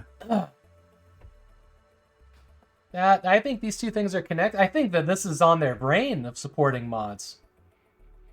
Yeah, maybe. Yeah, okay. Well, there's my prediction. But yeah, no, this... Oh, man, this is actually really exciting. I have been looking for a reason to play The Witcher again, and I haven't really had one other than I love playing it. Have you played this? You played it, right? I've played very, very little. Okay. Like, it's one of those games where I started playing it, and it's just way too big during that point in my life. Yeah, I get that. Hey, Dan Van Dam. I fired it up after playing the other ones, and I just no-lifed it for 3 months, and I could not get away, and I was really sad when it was over. But that's exactly what I would have loved to do, but then life just takes over, and there's not enough time, and then so much time passes, and you're like, do I start over again? Because I definitely don't remember where I was. You kind of need to, because like the Witcher games are like, they're a little complicated to get the basics of when you have the spells and the symbols and what they do. But yeah, no, I would get up, I would eat breakfast, drink my coffee, and play for 2 hours, and I would take a shower, and then I would play all afternoon. And then my wife would come home, and I'd hang out with her and watch TV show, and then I'd go lay in bed and play on the Steam Link until about midnight. I mean, I went hard on this. The other thing, that when I was playing this, though, there wasn't shit else I could do because we had, like, siding going up on the house. People were in the yard building a fence. Like, it was, before I streamed. So I just had nothing but downtime for the weeks and weeks that shit drug on. And it was just, I basically, like, I didn't work. I just sat home and made sure, everything was kosher here. Yeah. But... I regret nothing, and I loved every second of it. I never fast traveled, not even once. Well, except to get from one map to the other, but it was always worth taking the scenic route to discover just random quests out in the wilderness. Man, what a good game. I haven't been able to play a game like that in so long. I need to, I have tons of vacation time available and sick time. I just need to, take a straight month off one of these days. And just do nothing but play video games. Streaming has definitely taken all the time out of my life that would have been, done with.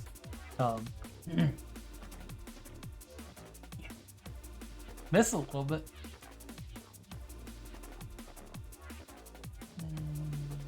Okay, Jump Ship.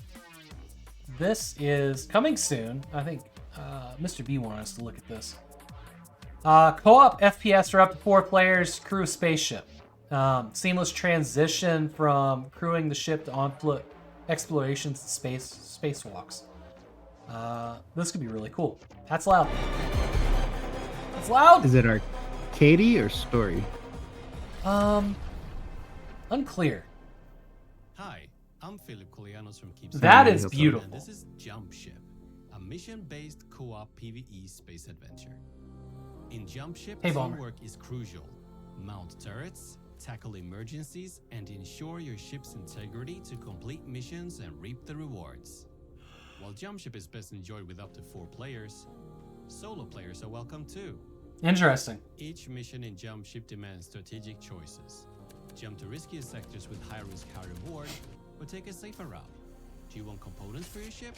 Do you need repairs, or perhaps some extra credits?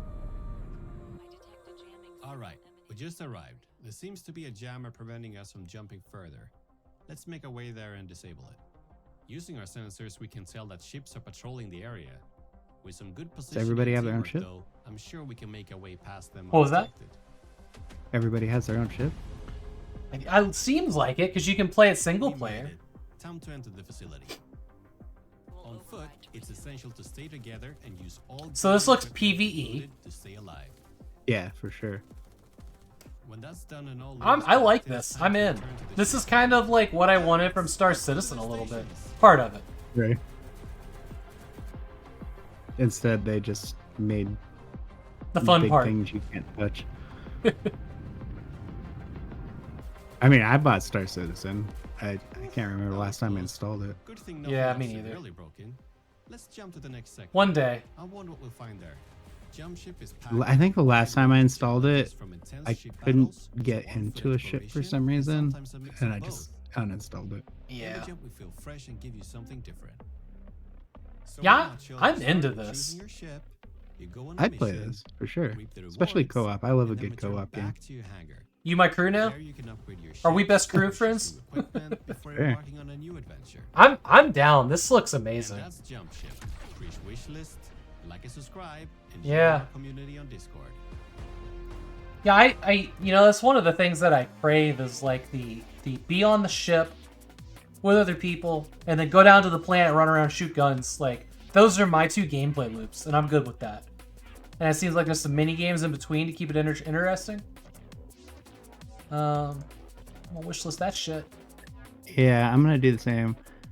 I think as long as it's more on like the arcadey side and not like you all have to be at the same point and the same level and like. I think that didn't would get help. that impression. Yeah. I didn't either. Which is Well, good. more than Starfield, but less laggy. Maybe Starfield that has co-op. It's like, I mean, that's kind of the bigger thing. But it said, "You stealing my crewmate?" Yeah, I am, Haggard. You can be my number 2, Haggard. We'll call you number 2. Yeah, also. you're number 2 now. As long as Haggard's down in the engine room screaming about the lithium crystals, I'm good. The bottom of the ship, number 2. Yeah, we need. Oh God, we need some good ship name. Yeah, I'm in. Let's play it. Yeah, I put it on my wish list. I'll buy it. It looks cool. All right. And like I said, I'm always down for a good co-op game. Hey Tonda, you'll be on comms. Tonda's joining us too. Nice. This will be a good time. Let's see. This was a weird one.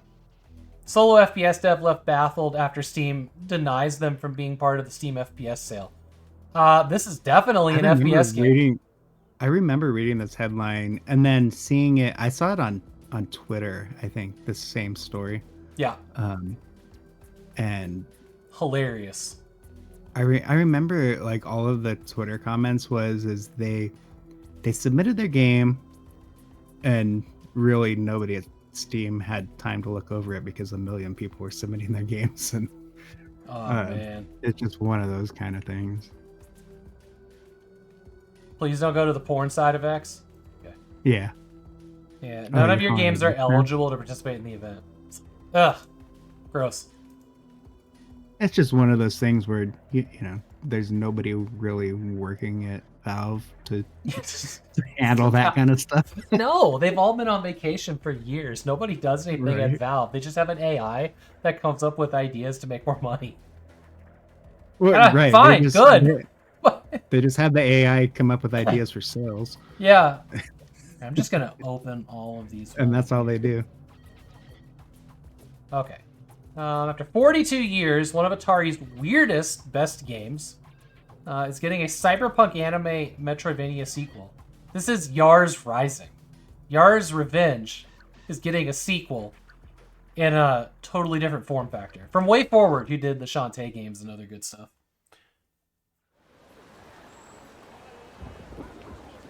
You ever get that feeling? Like you're meant for something more? That's been kind of my deal since forever. But now, something's changed. There's something powerful inside me.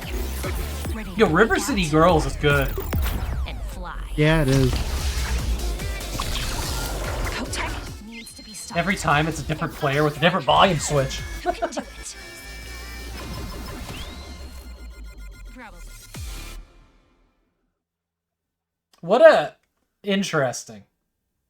Okay, I mean, I didn't it really looks see- like it's gonna be like platformer kind Yeah. of map. obviously, if they said Metroidvania, it's going to be a lot of back and forth looking for secrets. You know, I don't think I actually saw any gameplay. These were just shots of the world. Yeah, it wasn't Yeah, much. there was no gameplay. Okay, we could see some levels. But yeah, we don't see the character moving on the screen at all.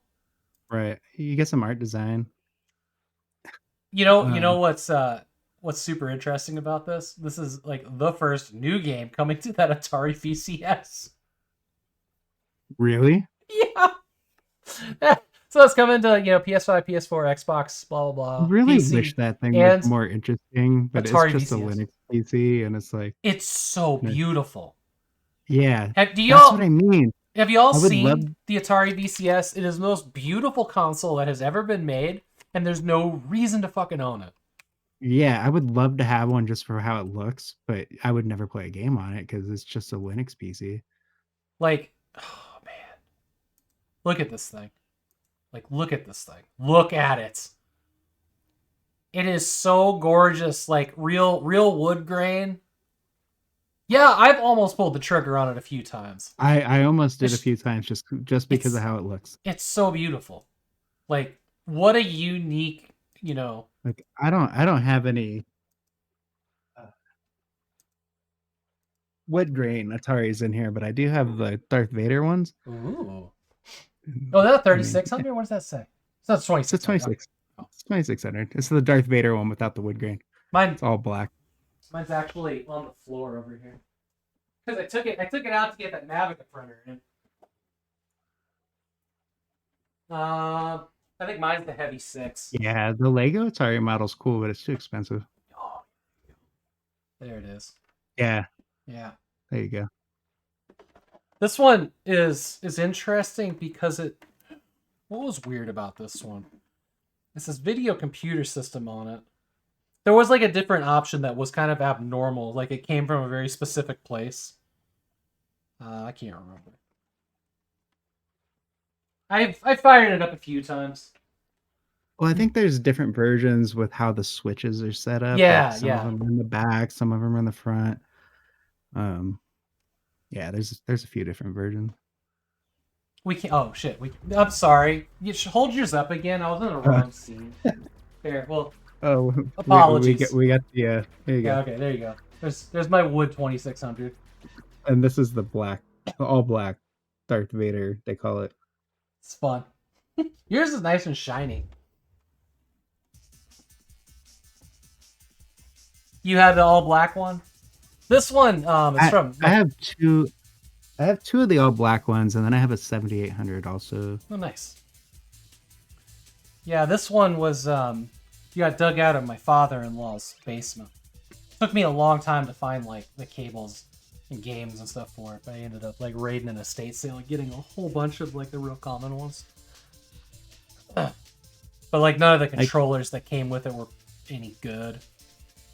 I like the wood aesthetic on there. I'm just not a very like wood aesthetic person. So that's why I have two of the all black ones. Okay. Not that I need two, but I wish that like I could theme everything, and probably the easiest way to do that is like all black. I think my theme now is like dark, opaque gray and orange. It kind of became a thing. Okay. Star Wars horror game pits stormtroopers against zombie virus in an unofficial adaptation of an official non-canon book. The canon book. This is very interesting. This is not a real Star Wars it's game. not. So this is an official novel, but it's not a canon novel. Yes, it is a legacy novel before they decanoned all of the books. Got it. But this is somebody's like essentially a UE5 mod on itch.io. But apparently there's already a sequel for it, and they caught wind of this talking about the first game, and the guy's like, hey, you want to check out the second one? It's over here somewhere. I went and grabbed these right away because I just have a gut feeling that Disney's going to be like, fuck no, and take them down. Because they use the actual word Star Wars in the store page.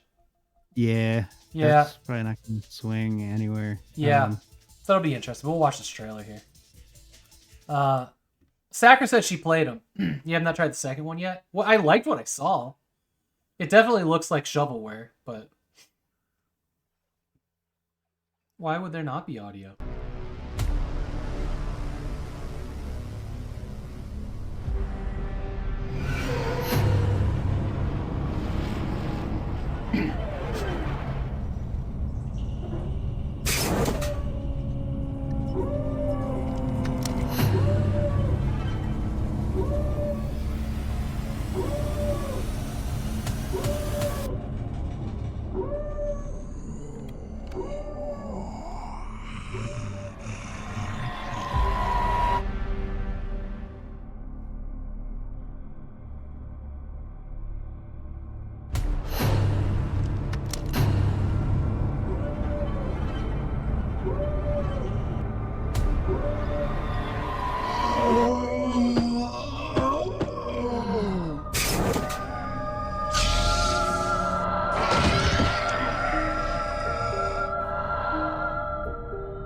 So, yeah, everybody's losing it over an accurate stormtrooper. people that Amazing. make these clearly infringing on IP without permission games really need to stop putting things on GitHub, stop putting things on Steam, start hosting things in like Russia or China or Venezuela. Yeah. Like, if you're gonna infringe on IP that bad, don't make it easy to shut down. Yeah, I went and grabbed these because honestly it looks pretty cool. Now Sacker says it literally is Right. 5 minutes long, and I saw a timer counting down at the top. So is that what it is? You got like 5 minutes to complete the game? Maybe it's a 5-minute like round kind of thing. But I don't know. It looked good. That Like, you klaxon, gotta survive. klaxon was real good, wasn't it? Like hearing that alarm going off in the ship with like blood everywhere. That was a different tone I wasn't expecting when I watched it the first time.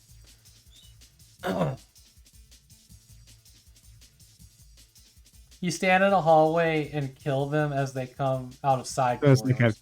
Okay. a bad horde mode. Oh. Okay.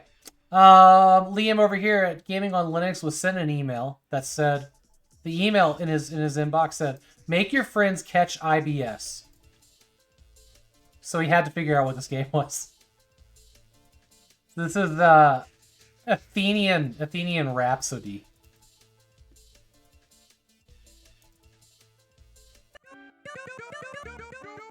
I hate it already. I watched this and some of it looked neat, but it was so annoying. I hate that so much.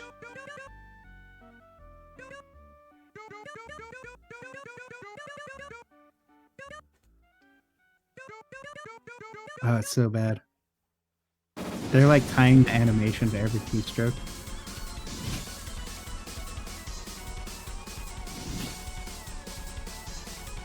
Huh.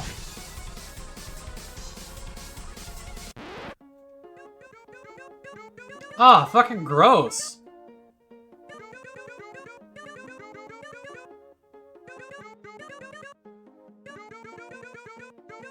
Oh look, free porn magazines. Now you know where they came from. Yeah, you know.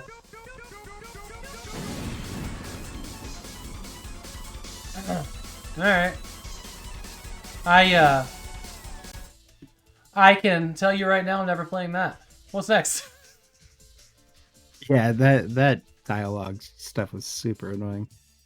Even if the rest of the game was great, I don't think I'd be able to handle that for like 2 seconds. Yeah, that bathroom got literally set on fire. You know what? I saw this, and this got me really excited. Oh, I did too. But I haven't actually clicked on that link yet. Yeah, the link was not clickable. Okay. I screwed up when I put it on here. But anyways, Gaming on Linux is actually another one from Gaming on Linux. Did the article. Here we go. But apparently there's a World of Goo 2 coming, and I hadn't heard about this. Fantastic. Yeah. Let's just watch the I was trailer. actually playing the original one a couple weeks ago on my Windows XP machine. Hey, Because I have a LGG, hard welcome copy in. of that too. Yeah, when the World of Goo came out, it was very clear that this was going to be one of the sweetheart indie games, like the best ones of all time. And my wife played it a lot, like that, Little Inferno, and Plants vs Zombies. Like those were the things, yeah. And It's a super fun puzzle game. Like, and I played a little bit of it, and I was like, cool, I could waste a whole day on this, and I just have never done it. I recommend it. It's fun. I think it's going to be one of the first things I do once I'm out of the demo disc gauntlet. Is play. How long is it? Can you do it in one stream? A couple hours, or is this like? I don't think I've ever finished it. Has anybody? You couldn't imagine playing it. I remember it being on the Wii. I have only ever played it on PC. I don't think I'd like to play it with the Wiimote either. I think I need a mouse. Let's check the video here. It gets tough towards the end. Okay. What a beautiful world. Too bad they never made it. That's the old game.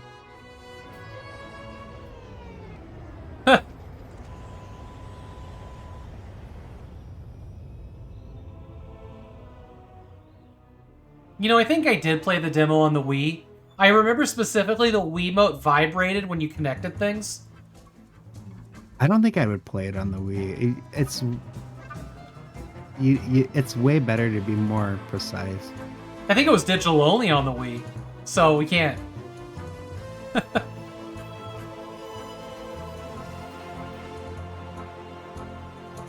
I mean, it looks like they just made new levels on the old game. Yeah. Which is fine. The game still looks great.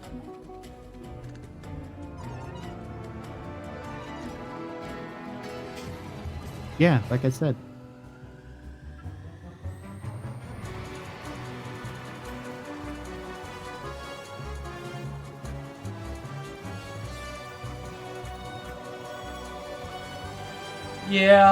Yeah, I need to play the original.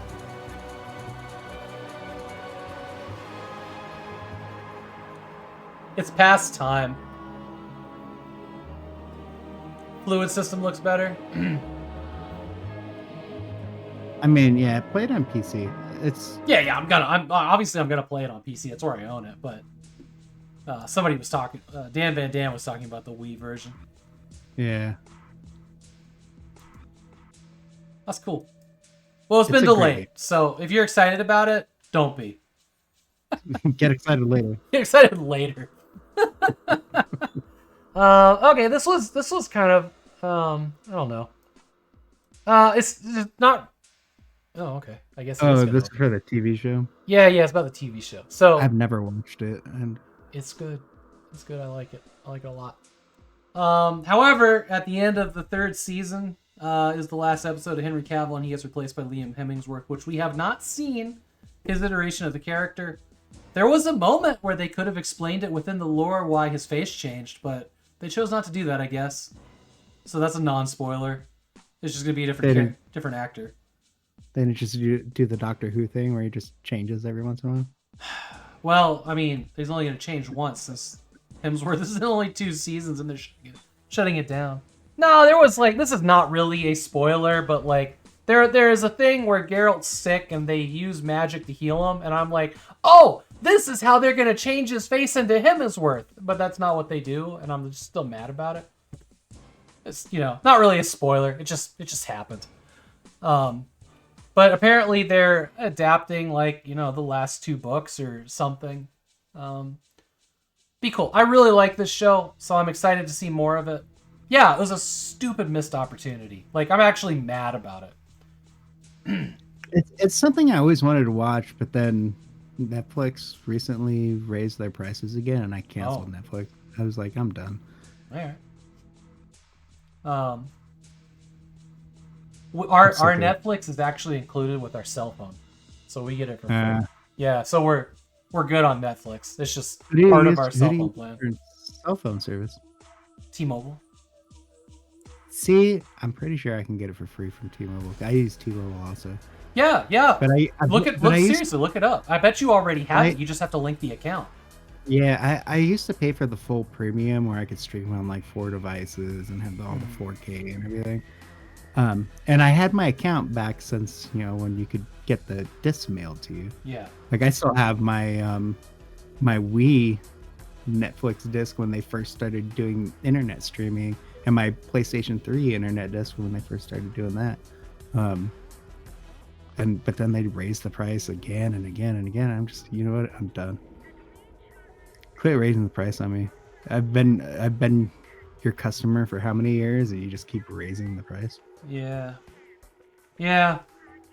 Well, when you do, Witcher is worth watching. It's pretty damn good.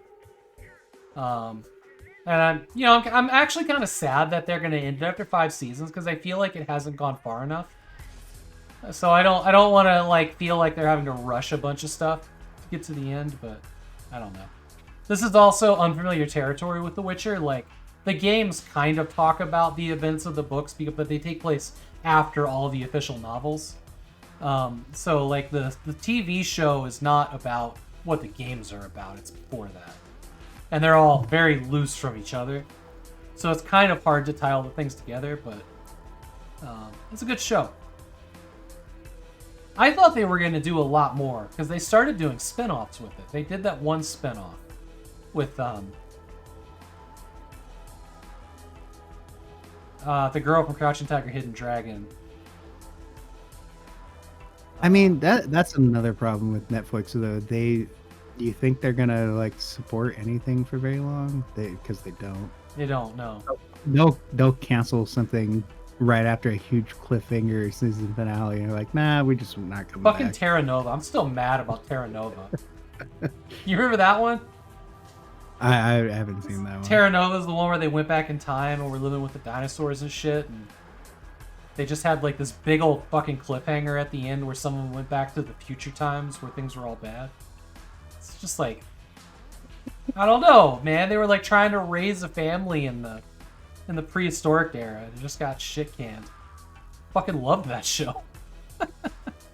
Yeah, Fox used to be really bad with that too. Yeah, rip Firefly. Firefly I think was when we all got hurt. Mm-hmm. Firefly continues to hurt. Farscape is the one example of they did it right. I mean, no, Firefly does too. Firefly comes back with the movie and tells the rest of its story. But we just still want more of that. Farscape got a lot of story before it had to wrap up with the movie. Firefly definitely did not have a lot of story. It had very rich story.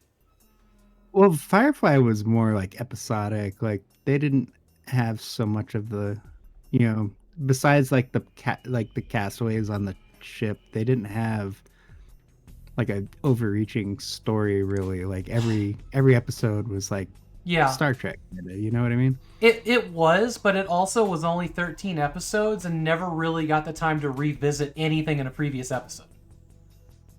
You know what I mean? I don't think they were looking for that, but yeah, I know. I feel like it would have eventually done that because that's how Farscape started out too. He was just being hunted, and that was kind of it. But as they got into seasons 3 and 4, it all started to tie together. That's pretty good. That stings more time than a Portuguese man of war. Yeah. Yeah. I mean, I'm always gonna be a sucker for interconnected stuff. I just want anybody to stick with it, even if somebody's disappointed. I mean, the way to do a long form sci-fi show is Battlestar Galactica, the remake. That was good. So good. We're gonna be getting more of that. Not from. And they kept. Yeah. They kept up with it for so long. There was never any doubt that it was gonna keep going. It was so good. Expanse. I will see your Battlestar Galactica and raise you the Expanse. And the Expanse unfortunately got into not good.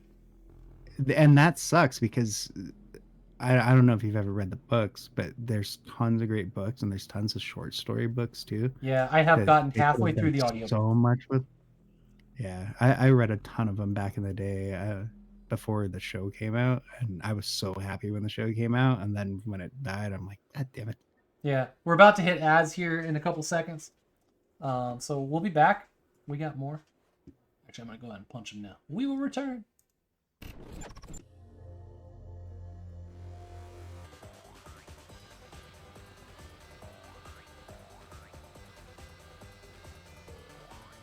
All that time watching Rig, I've never once dared ask. Ah, there we go.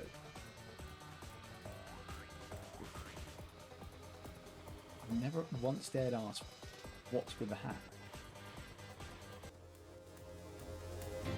He's got murder in her eyes. Oh my god. Yes, yes, yes. Okay, it's gone. Please don't. I'm not gonna make eye contact, and I should be safe. That's what I hear. If you don't look at him.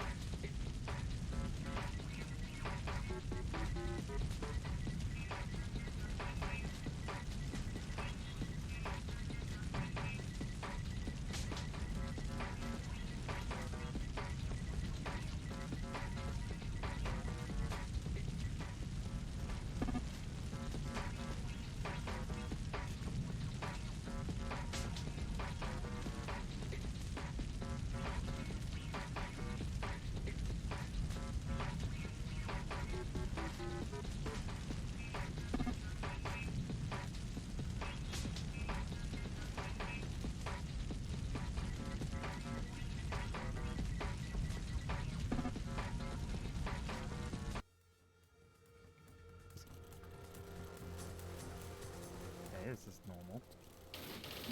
What? Holy crap! Whoa! How did I do that? Someone needs to clip that. That was insane. That's the fastest firing handguns. Going through the chat, yeah. I just wanted to ask.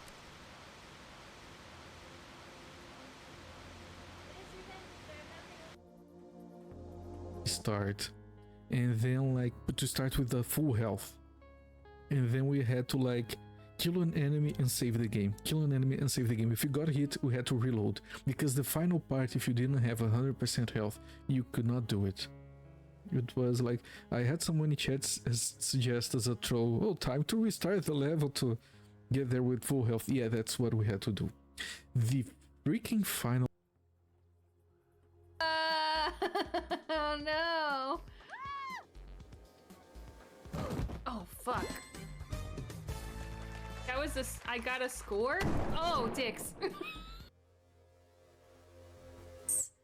There's 2 other ones! This guy sucks. I tell you what, darling, you know, a girl needs to have some talents in the house, so Okay. if you're not good at cooking, you better be real good at sucking dick. You're That's the way it goes. freak. Saying how it is, babe. Say how it is, babe, bruv. Never a truer word spoken. However, it should never be spoken outside of the game, so don't say stuff like that. It's true, but don't say it. I'm assuming, yep, that's up in there.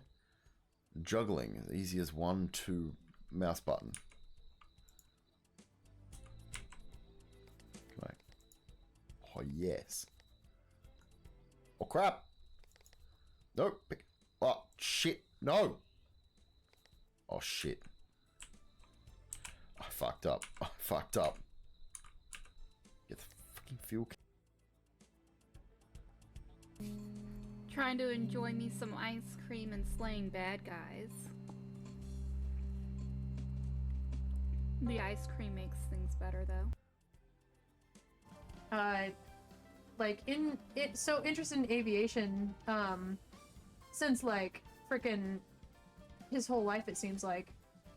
So that's kind of cool. You know, yeah, he screwed up. Yes, he's famous for screwing up, but I don't know that necessarily makes him a bad pilot. I don't know if he's had other issues though. Willie's here. How are you doing?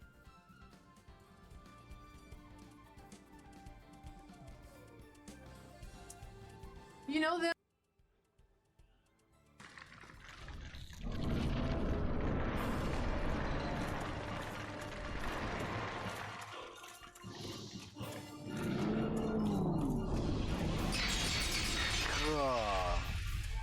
That hurts so much. So I'm jet lagged and my system's all messed up. No, Echo, every time you come into my stream, we start talking about food, and you're like, oh my god, I want cheeseburgers. There's only one! Yes, girl! We gotta get to the exit. I touched it! Oh god, you gotta touch it!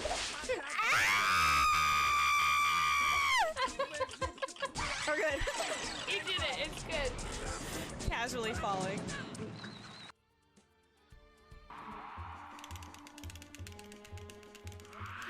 Ooh.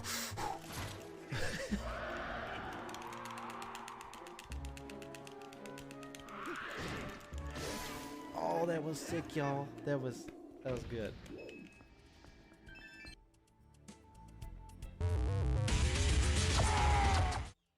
And I'm just watching here.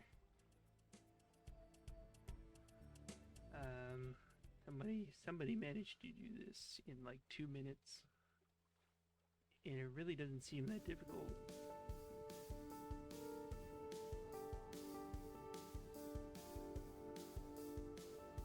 It really doesn't. Why have we been having so much trouble with this? Kind of. Okay. Ow. I looked over to move my water bottle away so I could see my gear indicator, and that cattle fence came out of nowhere and hit my car. And it certainly wasn't the other way around. All right, everybody, welcome back. We're 2 hours in. It's like in the middle of the news still. It's all right. It's all right.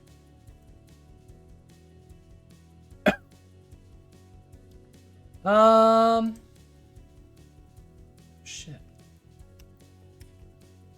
Let's get you back here. Okay, here we go. This was interesting. That's what happened. That's what we did. City Skylines dev refunded DLC. Actually, they haven't completely refunded the DLC for everybody because there were people that bought a collector's edition that came with it, and they reimbursed them in a different way. But apparently, they put out this ocean property beaches DLC for City Skylines 2, which has had a troubled go of it so far, and it didn't actually include water or sand or beaches. It just had like beach properties inland. Yeah, I know. The look on your face is exactly mine when I was listening to this. So, you know, this was a beach property DLC for $9. This CS2 has been quite the disaster. Yeah. So they issued a big statement. Yeah, so okay, so in this image right here, this doesn't exist in the DLC. In the game. So what does? Well, just houses on stilts, I guess. So houses on stilts are like bungalow, like beach city style bungalows, or Yeah. Yeah, it was like a whole thing. So yeah, they issued a very lengthy, still going there, apology to the CEO, deputy CEO, and the CEO. Look, you two, jet down, please. Oh, I know you speak English. Don't fucking look at me like that. Dog, can you believe that? He acted like he no habla, but he habla. but yet. Yes. So what they ended up doing, Jesus Christ, Scary Movie 6? Are we kidding right now? Okay, anyways, off of that nightmare fuel. They've refunded the people that got the DLC. They're gonna fix the DLC. I'm pretty sure I read that they were gonna fix it. The people that bought the big like Ultimate Edition in the very beginning, or a physical edition that got all the DLC eventually, they are giving them $30 worth of like exclusive content of some kind. I didn't really understand what it was. Creators Pack, 3 radio stations, which together sum up to the total of $40. What are radio stations? Like add music to the game, or I guess, yeah. You know, the reason that the game will never get re-released or has to go off a sale for, right? you know, licensed music. I don't Get know. a bunch of licensed stuff. Yeah, I don't know. But they said that this feels like a fair thing because of the way those were purchased. They cannot refund part of it, so they're doing it this way. Music and audio stuff, yeah. And they are. We will focus any additional free patches on the game to update the coming months before Colossal Order spends time on the new paid content, which is bridges and port expansions. In addition, the creator packs are being produced independently and will not take away from the focus. They also said that the console port's being done by a different studio and won't take away from fixing all this stuff. Oh, this was interesting. They said they specifically said we rushed it out the door. We fucked up, and we're sorry. Well, how about companies stop doing that? No shit. No shit. I think tons of people would just be happy with, hey, this is not ready. We're gonna delay. I'm sorry. I remember us both saying we were gonna burn some motherfuckers down because World of Goo 2 got delayed, right? We didn't. We No? actually didn't. Oh, wow. We You said mean- be wait. excited later. Yeah. Oh, we have that option just to be chill about it? No Yeah. shit.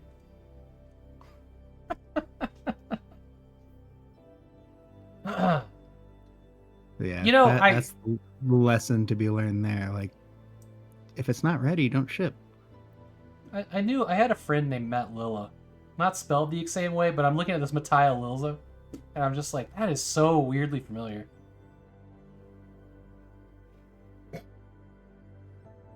Chaz will be handing out pitchforks in chat.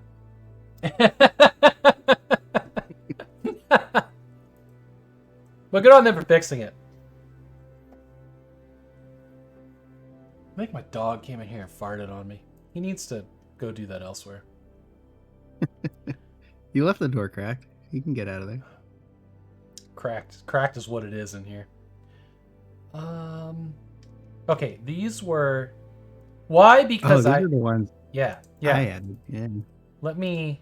I don't know why I can't select this one. I think you copied. Yeah, I did something stupid. The text out of instead of the link. We'll search it. It'll be fine. No. That's my own text. You're not gonna find anything with that. You want me? Yeah. Just slam it in chat and I'll grab it from there. I actually gotta go grab it out of our chat from earlier. Which is a text document that I hid somewhere. Yeah. Let's see. Here's. I got it. You got it. Well, I do, but you can't click it. God. I barely do. I can put it in chat though. No, I got it. All right. Seacross was just trying to be helpful and being prepared, and I broke everything. Ooh, we're back to Kickstarter. Yo, hey now. This is a nice collection of those little smushed marbles. I mean, look at that. Look at that NES game. Yeah, so this is Courier, which is like a cyberpunk sci-fi NES game.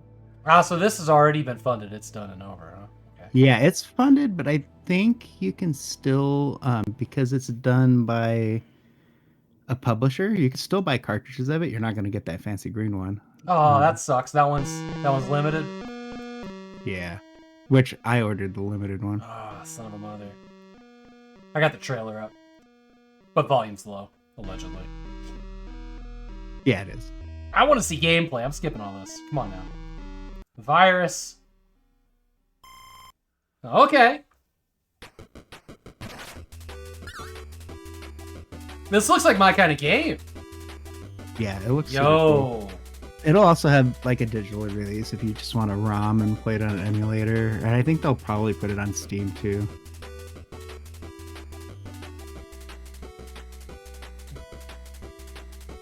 Man.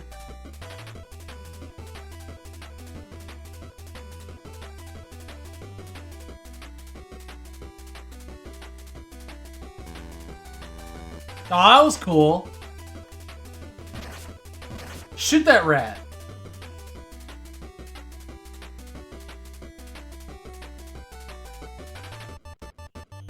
Buy it, put it on your mister.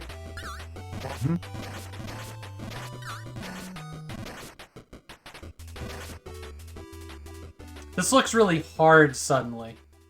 Yeah. I have a few of this person's games. They're all different. He's made like a ton of different kinds of games. But they've all been fun. Like, is this the guy that made that one in the bowling alley that you were playing that one time? yes. Yeah, that was like one of the first Yeah. streams I ever watched of you. Yeah, that he did make that game. He also made this one, which is Chun-Li's Adventure, which is Chun-Li from Pawn Stars. And this is an officially licensed game from Chun-Li. He like did ads for this and Wow. stuff. They also did The Incident, which is an awesome puzzle game. I don't know if you can actually see like Yeah. That's cool. It's really cool. He also did a port of this Leisure Suit Larry game for the NES. You can use an SNES mouse with a NES to SNES controller adapter and play this with a mouse on an NES, which is super awesome. So he knows what he's doing when he's developing NES games. Whoa. So that's one of the reasons I wanted to link that there. It's good stuff from indie home. So if we wanted to go buy a cartridge of this now, where would we go? I think it should say that I think it's getting put out on I don't have the link up, or I'd tell you. One of the Am I going to like Kevin Hanley or whatever his name is here? Yeah, that's the guy that makes the games, but I think he's publishing it with Let's what is the name of this game? Why say name of game? It's Courier. Oh, okay. But I think it says in the campaign here who's publishing it. I know he's using at least I thought he was using a more normal publisher for this one. He might not be. He might be self-publishing.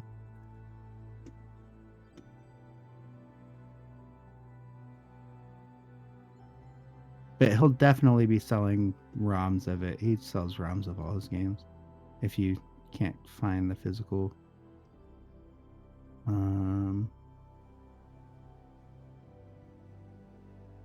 Yeah, he might be just. Oh no, Broke Studio. Broke Studio is publishing it. I'll put it's a French company here. I'll put a link in chat. I don't know that they're actually selling them yet, but they're publishing it, so that's probably where it'll be if they start selling more cartridges. Now, what is this place? They do cartridges, huh? Yeah, they do tons of indie games on cartridges. I think there's another one of the ones that I added in there that's also published by them. I've bought a ton of stuff from them. Poppy Commando?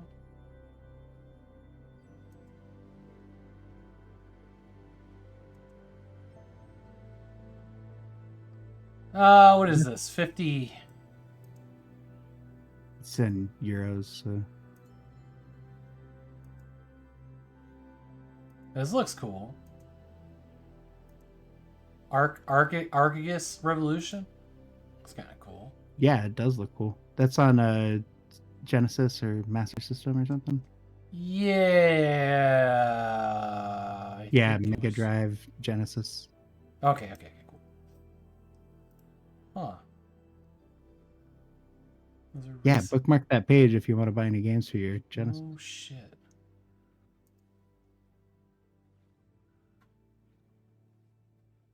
What's cool about like these games is they're like modern indie games on classic consoles, right? So yeah, they have a lot of gameplay that is more modern. Like look, there's Micro Mages, fantastic game. I recommend everybody look up the documentary on how they made Micro Mages. It is one of the most interesting things I've ever watched. So these are all about $53 each. It's a pretty good deal for Yeah. a game on a Nintendo or Genesis or something. It's true. Still really fucking expensive. You don't have to buy it physically. Yeah. Most of these games are on like itch.io. You can buy the ROMs. Yeah. I just, well, you know me. I like Yeah. physical. I like So, a like- duo of the touchy. Like here, I have Nordle, which is Wordle basically. Yeah, I saw that.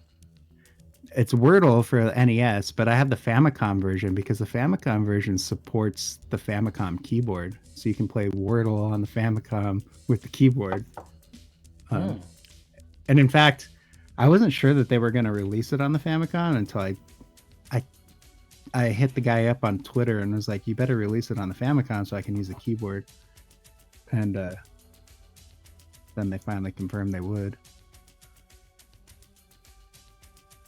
Hearing a lot of noises out there. Just wanted to make sure the dog was good. Yeah, okay. I'll bookmark this. My wife's gonna hate it. Of course, Micro Mages is such a great game. Yeah, if you have an NES, pick it up. It's so good. You know what just went back in stock? Especially for like couch co-op. Something that just went back in stock. But we all know how much I love. The Octodad vinyl, the soundtrack. Oh yeah. It just went back in stock and it's like $15. My kid loves that game.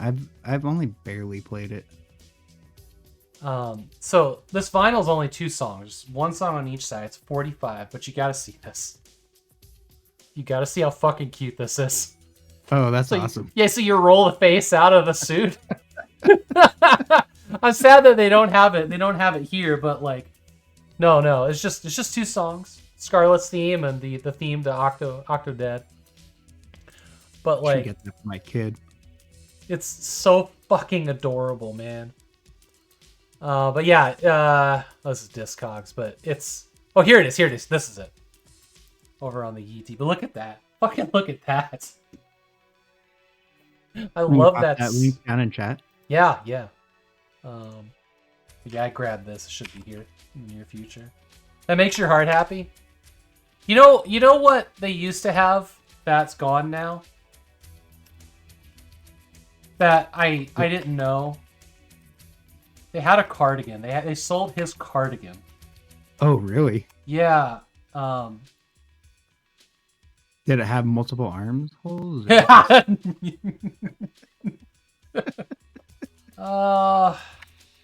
do I find it? I just want to find an image of it, but like it's gone. It was all sold out when I realized it. No, it's not it. I was hoping there's like I have this little guy, the little plush with the magnets.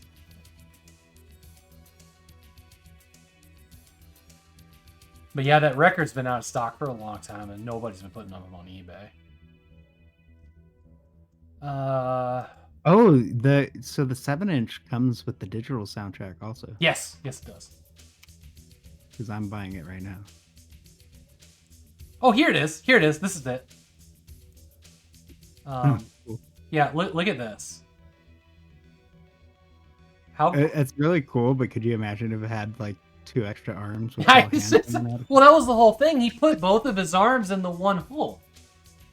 He had 4 on top and 4 on the bottom. Yeah, but that would be pretty funny. But no, it's just this beautiful thing. It was Fangamer used to make this, but they don't make it anymore. I would have bought that in a heartbeat, but I didn't know it existed. I don't know what Fangamer's doing these days. They real hit or miss, those guys. So I remember when like Think Geek was really big. Yeah, I had a friend that worked for them, turns out. And then everything got super expensive on there, and then nobody went back. Well, Yeah. Are they still around even? I have no idea. They were. I mean, they were. They probably got huge. bought by Amazon or something. They're. Yep. GameStop bought them. GameStop. There you go. GameStop bought them. I think Geek goes to GameStop.com now. By the way. Wow, that's crazy. Yeah. Wow. Man, they used to They be don't- like. it I doesn't have even like. link- I it have doesn't like. even link to like a collectible site. It just No. like right to the homepage. But I have like some of the stuff that I got from there is completely worthless. But like I had like a Death Star shaped ice maker and like a rubber Yeah, thing, and it made the Death Star My- and an ice cube.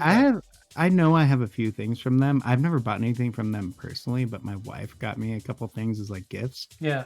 Which is super cool. Like she knows me, but I always thought it was too expensive. I believe I bought from ThinkGeek. I bought my Lost in Space soundtrack box set and Mass Effect trilogy. Like those came from there. They were doing vinyls there at the end. I mean, GameStop. I thought they had tons of cool stuff on there. It was just always like, do I really want to spend that much money on something, that I'll just put on a shelf and never, you know what I mean? That's true. I don't know what happened to these damn links. Sorry, I got the next one. Morph, another Kickstarter here. Yeah, these first three, they're all Kickstarter. But I thought people should know that they're some of them still have rewards going. Wow. Triple jump. It's a pretty Is this a 3D printed cartridge? No. No? No. Okay. Funny period's over on these. Yeah, I need to keep an eye out for these. So this has the new micro mages, which is micro mages like new levels, second quest. So if you are into micro mages, lots of people were. That's why I wanted to bring this up. There's micro mages second quest coming out. And I think you can probably get those on itch.io already. But this is coming out on the console cartridge version. Also, Space Schools is fun. Bubble is really fun. It's like you play as this bubble, and it's a Metroidvania, so you like upgrade through it, and it's a big maze. I played it on stream years ago. It was part of the NES Dev competition. Really fun game. That's also on itch.io if you want to play that. It's super fun. So this triple jump is a collection of these 3 games? Yes. Okay, cool. That's cool. Yeah, there's a lot I need to look at. So morphcat.de, you can go there. Yeah, hit the play on that and Oh, sorry. Yeah, MorphCat is another publisher that does old school games for classic consoles. I don't know why that was so funny to me.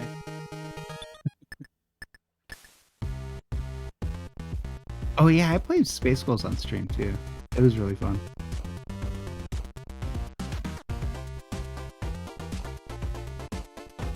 A save button. And Micro Mages is just amazing. This looks good, yeah. It's 4-player co-op. Is it super harder than Forgiving? Oh, this looks cool, the bubble one.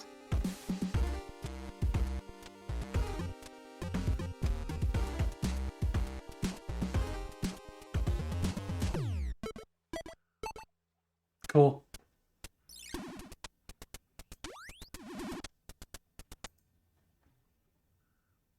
I don't remember Friendly Fire being in Micro Mages. It's been a few years since I played it. And the only time I played it multiplayer was I was playing online, like through one of those streaming services with Seek and somebody else that was streaming it. So it looks I don't like remember who, but it looks like I can buy this. Oh yeah. From their Ko-fi, which is not at all how I want to purchase anything No, ever. no, they have their own website. I'm pretty sure. I'm on that's where the website pointed to for pre-order on Ko-fi. Oh, it's probably because it's still on the Kickstarter. After that, it'll probably change. Pre-orders, a buy, shipping fee worldwide. Okay. But yeah, if you have an NES, just the Micro Mages is worth the entry right there. So is Second Quest just more of the first game, or is it the first game, or is it just more levels? It's more levels. I don't know if they include the first game in that. I don't think they do. So I should probably hunt down a cartridge for the first one. But you said that was 4-player? Yeah. How do you do that on more, NES? there's the multi-tap. Oh. There's a 4-player adapter that plugs in. Sorry, my wife just sent me a message. You can go to itch.io and get both of these things in ROM form if you have like a flash card or whatever. Yeah, that's for normies. Yeah. Okay. All right. I will. Yeah. Just add that there under retro PC stuff. So yeah, MorphCat release. They did the original Micro Mages cartridge that I have here. Yeah. So you used to be able to just order right off their site. I don't know if they changed something or what, but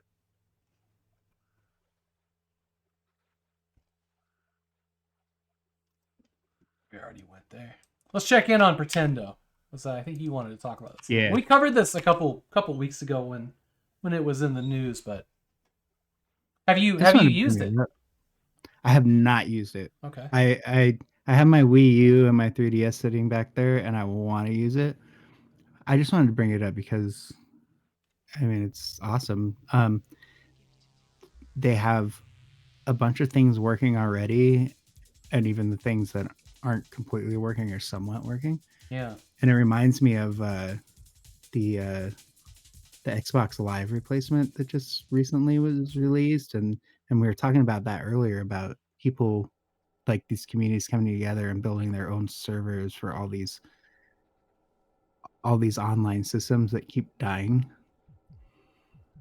Yeah. Because big companies just shut them down.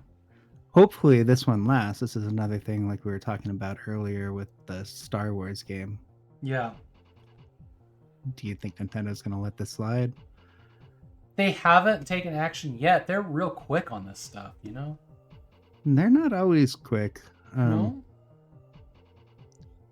They took forever to take down the Switch emulators, yeah, right? Yuzu, you're right. That was up for a while. Oh, but the other thing I wanted to mention about this one is it's open source. The Xbox Live replacement one is not open source. They're keeping the source closed. Oh, interesting. And they say it's because they don't want to split up the community by having forks of it out there. No, that makes total sense to me. And I get that. I like that Pretendo is open source because that means if Nintendo shuts them down, the source code's already out there. Yep. And they're not going to be able to keep it down for long. Yep. TechLink and Chaz are bringing up Ouya. Oh yeah, that's another one. That's a good point. Ouya is still alive because I've been considering buying an Ouya just because of that. Is it actually worth getting one? Like, is the community? If you can get one for cheap, why not? I mean, there's not like a bunch of online games or anything, but everything's still available for it. Like all the games that were released. I know Backlot Cabin has one. I've seen him play it on stream, and it still works, and you can get new games and stuff. Oh wow, I didn't know. Yeah, I got real excited about the Ouya, and I never bought it because I was like, I don't need another thing to play games on. That was before. I always looked at it as like a cheap Android device with a cheap controller, and like not worth the money. Yeah, You exactly. can get one for, if you can get one for cheap, it'd probably be cool just to see what it was like. But it'd probably just end up on a shelf somewhere when you're done with it, right? I remember them being in Target, and it was like right. They went into Target, and that was like right at the point where it also died. There was like 3 weeks where it was for sale in stores before they just put a nail in the coffin.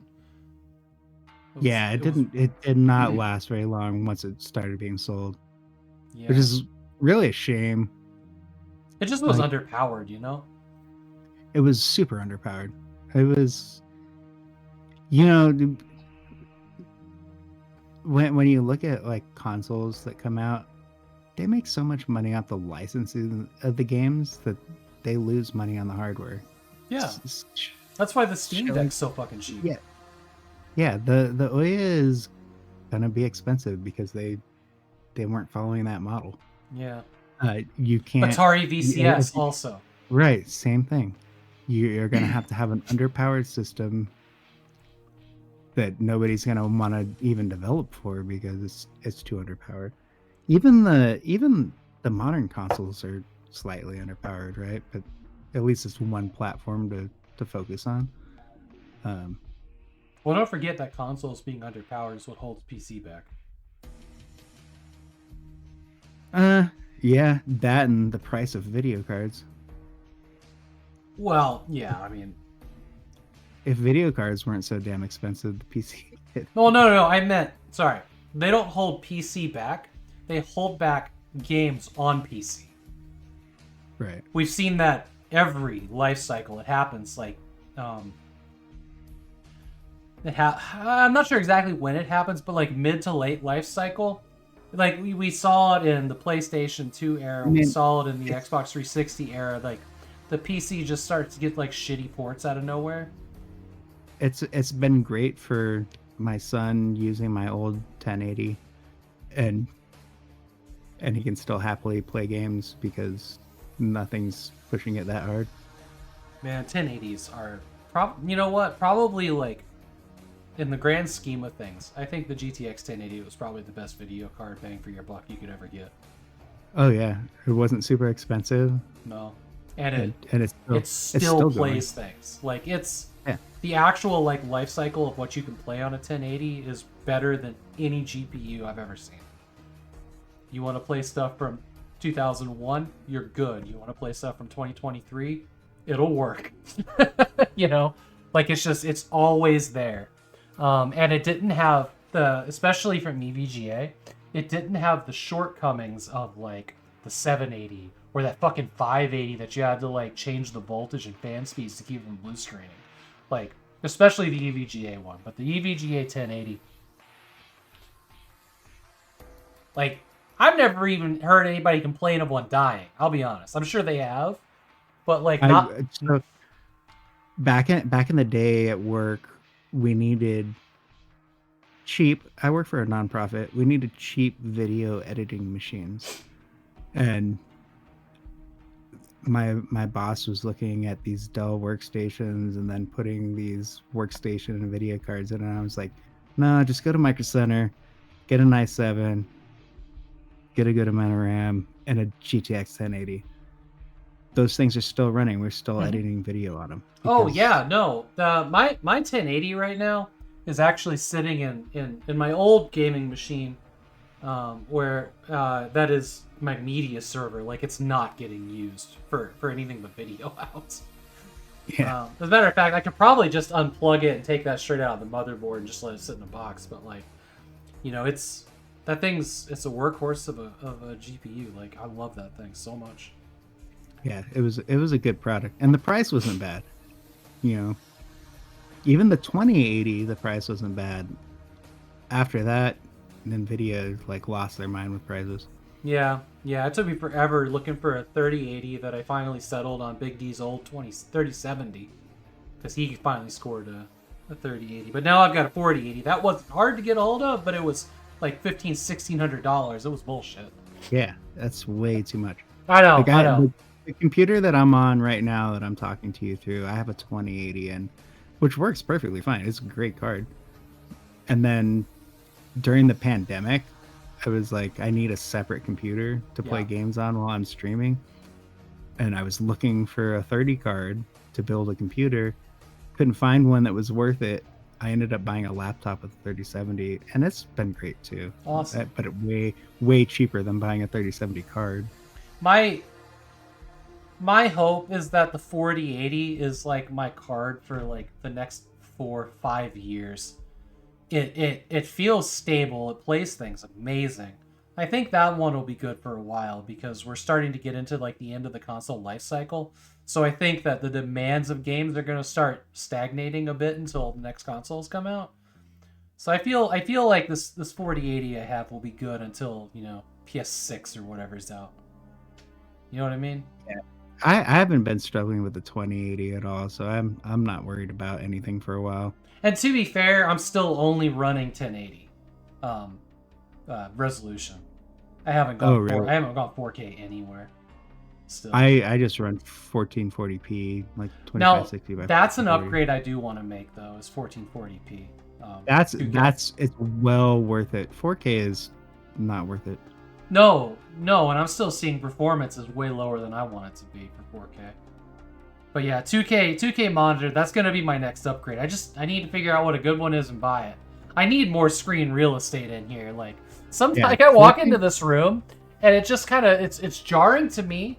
Like, you have all of this tech in here and all of these screens. And there's just these tiny little 1080p monitors on this desk.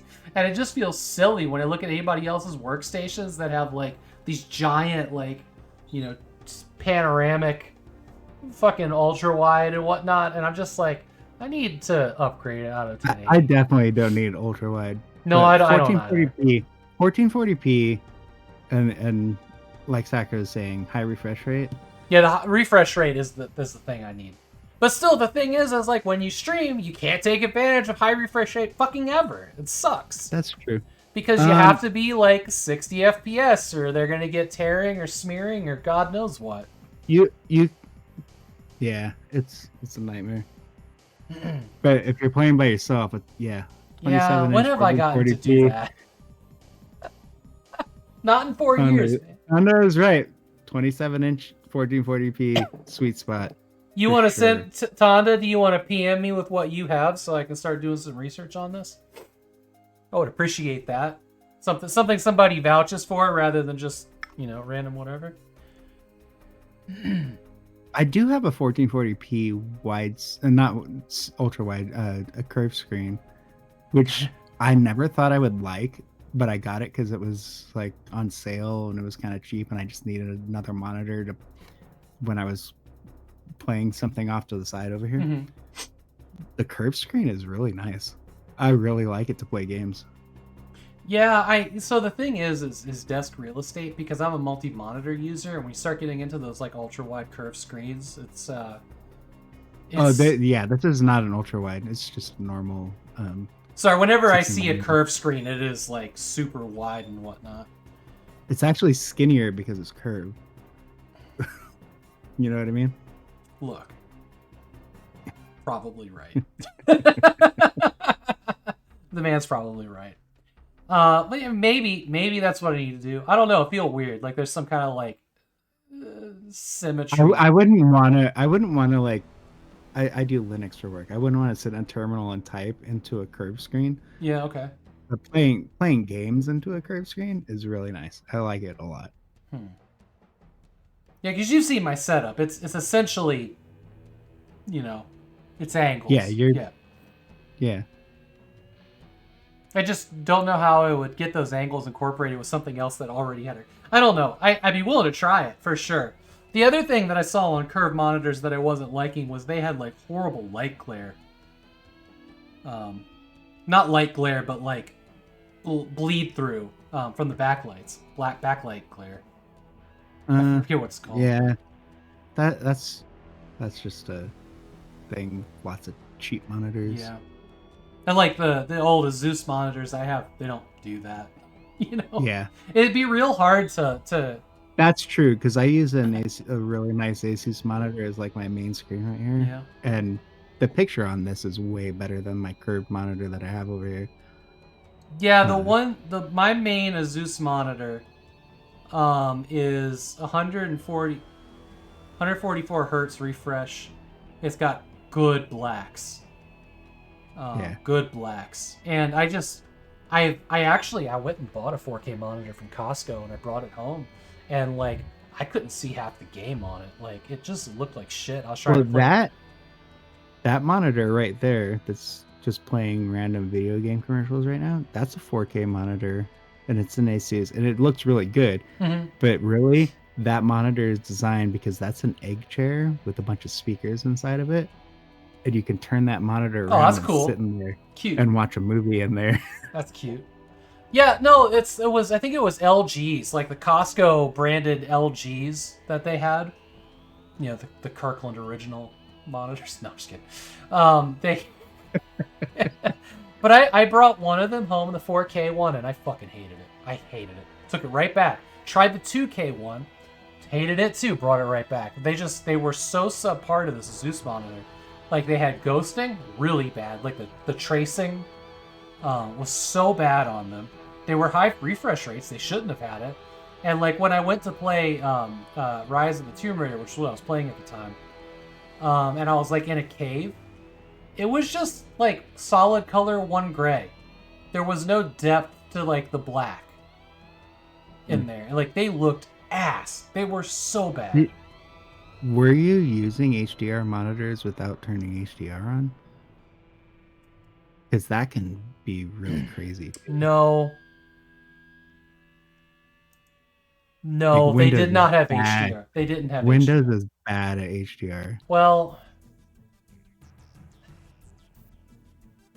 I don't know. This was it was a while ago. This is the Azus. On IPS would be nice. This is the Azus that Haggard's using. This is the one you have and you really like it? How many inputs it got? I can't quite see the back of it here. Oh, okay. 2H. This doesn't have DisplayPort. Why doesn't it have DisplayPort?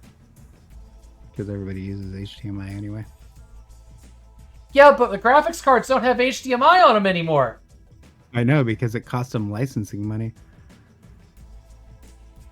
Well, HDMI is proprietary. DisplayPort is not.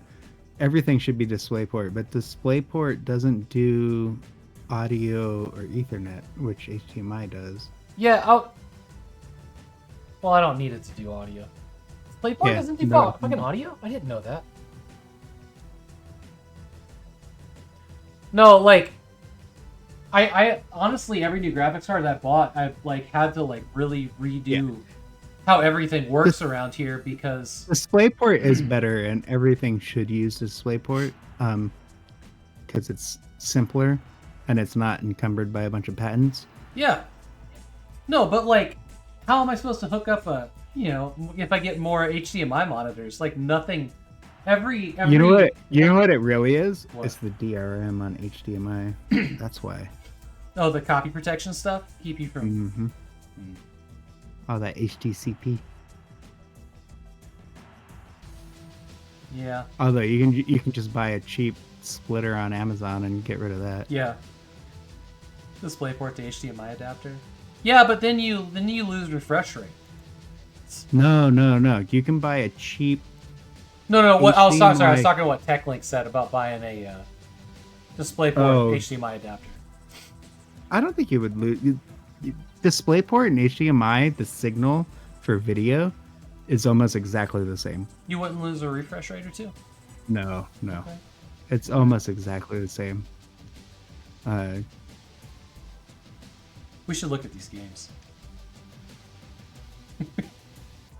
Let's get to the other half of the show. Yeah. It's only $8.50. Or $7.50, whatever. All right. I think we did this last time.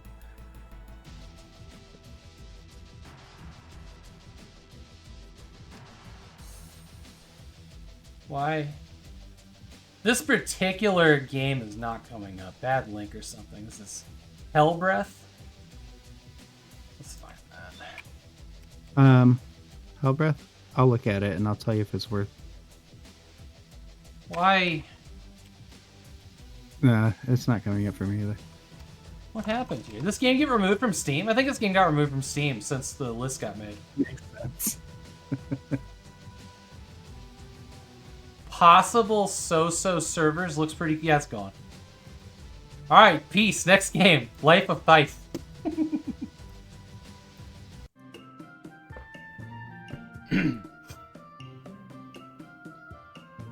Loot item. Okay.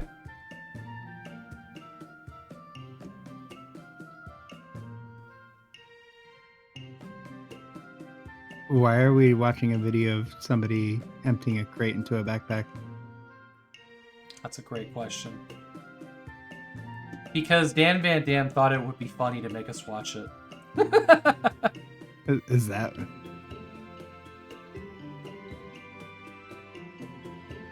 Some big monster. All right, Haggard. Thanks for being out here. of a wall and kill us. Oh man, yeah.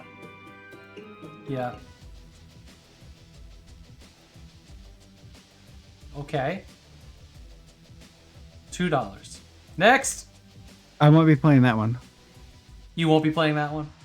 No. Oh, hey, all right. Sacker got us a good link for this one here. This is an open, inspired on an old MMORPG. Hellbreath will introduce you to constant war between Arsden, the following of the gods of Arcian and Elvine. The followers of the god of El Denial join the battle! Exclamation mark. That's not the right one. That's older. It's in chat. Yeah, the Hellbreath over there had one L. Yes. Yeah, it's not there. We're still gonna look at this though. We're here now. Wow.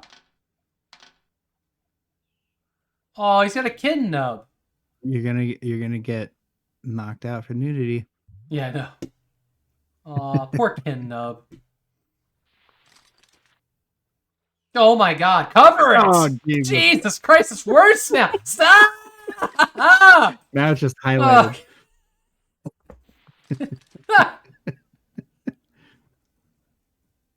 Oh, you can move around windows? That's pretty cool. Look at that plaid plate.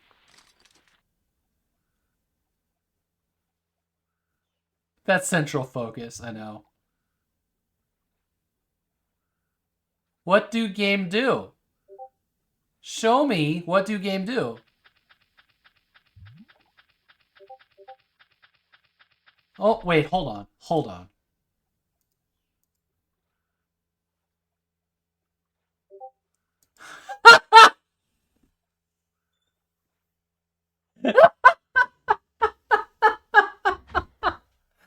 Okay, so the dev has his Discord open while he's recording this. Oh, is that where the noises are coming from? Because I keep looking down at my notification area. Yeah, yeah, it's this fucking video. Everybody's looking. No. It's not me. Yeah, everyone's checking Discord. Oh, man. You know, what's funny is they're probably just playing the Discord noise to make you get distracted from something bad that just happened on screen. Maybe. Baby, Jesus. All right, Bendy in the sequel. Oh, wait, hold on. Is this another Bendy game? Oh, no, I'm interested in this because my kid loves this game. Well, the original. Some things are better left forgotten. Bendy, Secret of the Machines. So, this is free. Oh. This is not a full game? Let's find out. I should ask my kid if he knows about this. This seems not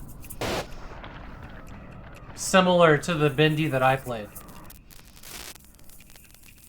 There's a lot of digital stuff going on where Bendy was not digital. Yeah. It's like painting or films, cartoon cells.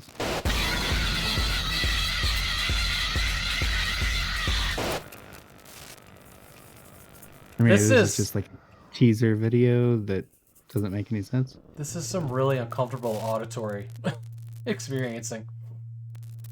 The whole game is uncomfortable, the original one. Oh, those sounds. Those sounds are so bad.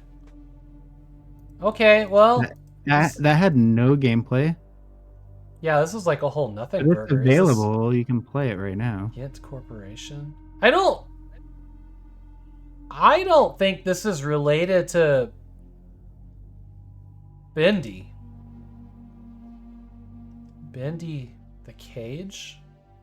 Bendy in the Dark... Maybe. Boris and the Dark Survival? Yeah, that makes sense. Okay, where did all these come from? Weird. My kid has to know about these because he was so big into Bendy. This is not the same font. Maybe this is... Hold on.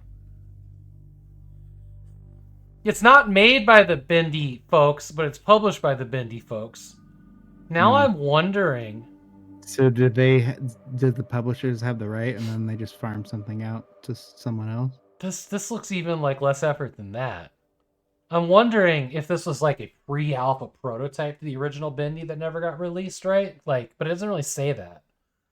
Explore the drawing room, solve the secrets within. Unravel, stay close for updates. So it's not done. Maybe it's teasing a new game. What is it called? Bendy what? Bendy... Secrets of the Machine, yeah. Alright, what's next? Mech Nest. Ooh. For Poison Games.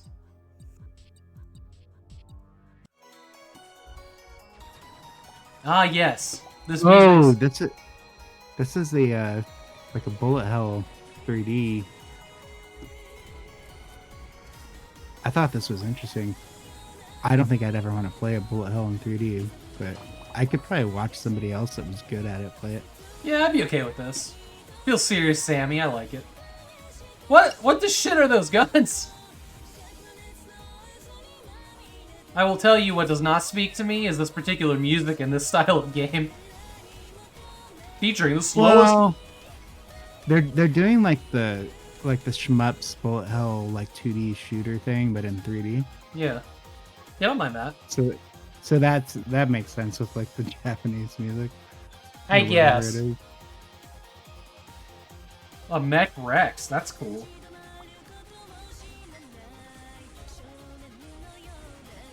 Although mostly what I meant is just the music's not my scene. They're getting shot a million times. Like, is there a way to actually dodge these bullets?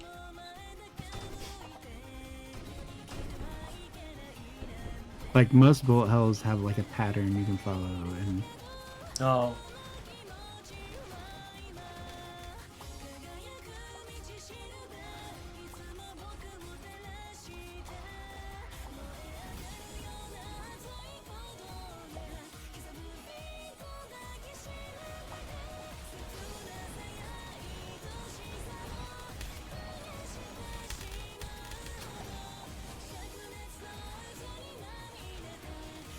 yeah, I would never play this game.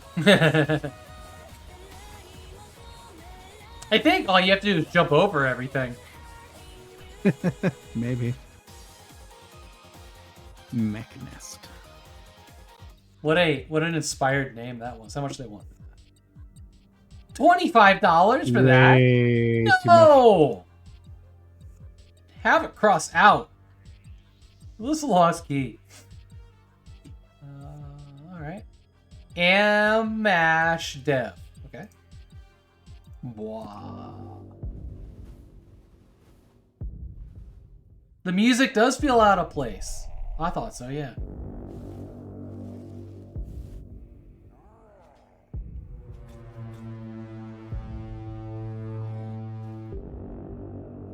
Why would you run back into that? Is it me playing? He's getting hit by everything. Oh no!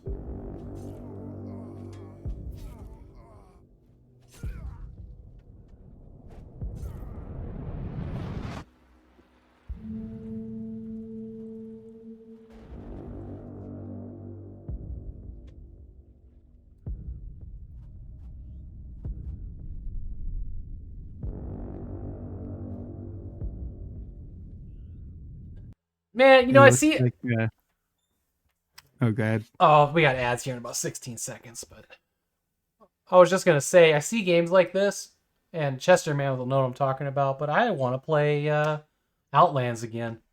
That was the game.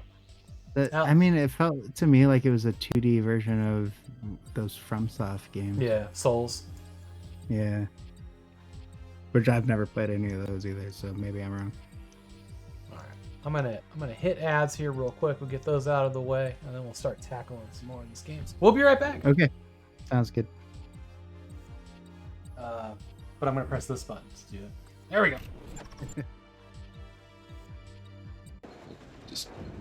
I just sit here and just put it in there until something happens. It takes two? Oh no. Well, I thought that was a cutscene.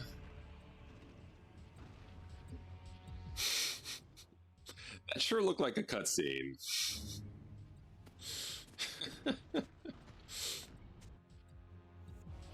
Hey!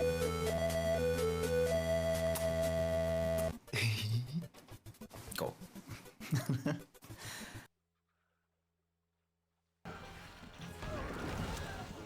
Oh, they broke the wall. Wow, they fucked me up. They effed me up. No, my lord! Me lord! No, me lord! Ah, everything's falling apart! It's crap, son. Me lord! No, me lord!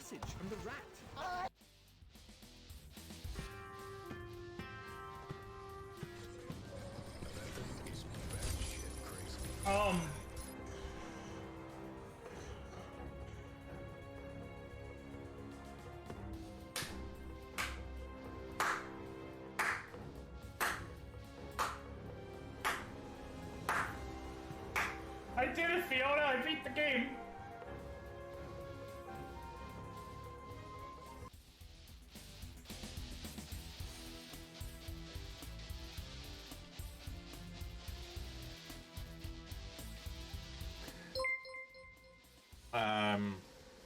That's Rich. I hope it is the clip I'm thinking of, and it is. That clip is probably the finest moment. And it was a solo stream he was doing. Richard is pretty much my best friend, and is as well as knowing everything there is to know about horror, particularly the Jason Voorhees franchise. He is an excellent dude, a fantastic guitarist. He was once upon a time in a band with Graham from Cubanate, which he doesn't talk about very much, and he is the author of several SCPs, if you know what they are. He's awesome. Go follow him. Go listen to his podcast.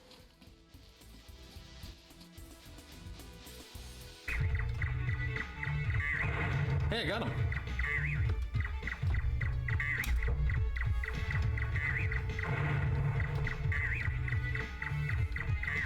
I see a two-bomb situation. Oh, man. Got myself pogoed. Nice.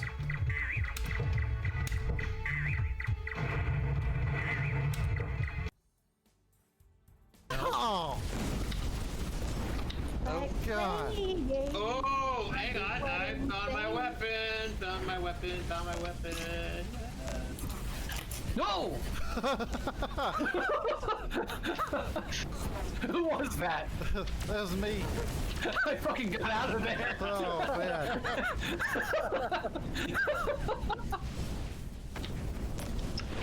Oh, shit. Damn it. Oh, that was a big old cluster right there.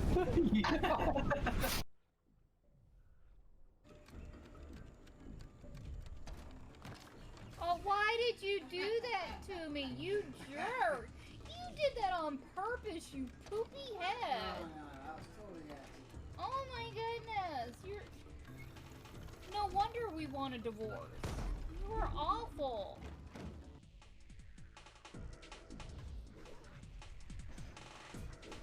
Midori says we aren't Scooby-Doo. Are you sure about that?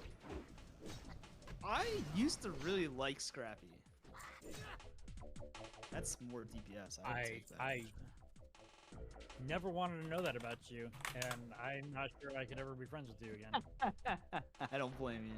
A lot of Wow. people feel the same way. I like Scrappy. It was He's like the cool. bane of my childhood. Damn.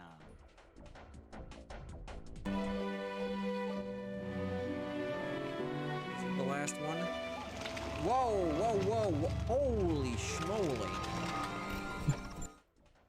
Unless I were to, like, I don't know, get distracted and tell you about the TV show I binged last night. I'd be interested. So I binged Who is Aaron Carter? It was on Netflix. I think I've watched that. You know of it though? I'm trying to remember. It Oh, you sounds said you really think you've familiar. watched it. Yeah. It's about a school teacher who's got a little girl and, you know, a husband, and then like shit starts happening, and it like starts to get into her past and why she ran away with her child. The critics didn't love it. They were just like, well, it tells us a story nobody cares about, and I'm like, well, you're kind of a dick.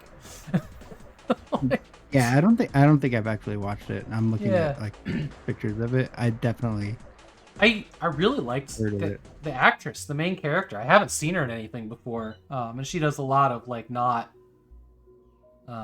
things I would watch or not things that speak English probably, but I liked it. It was fine.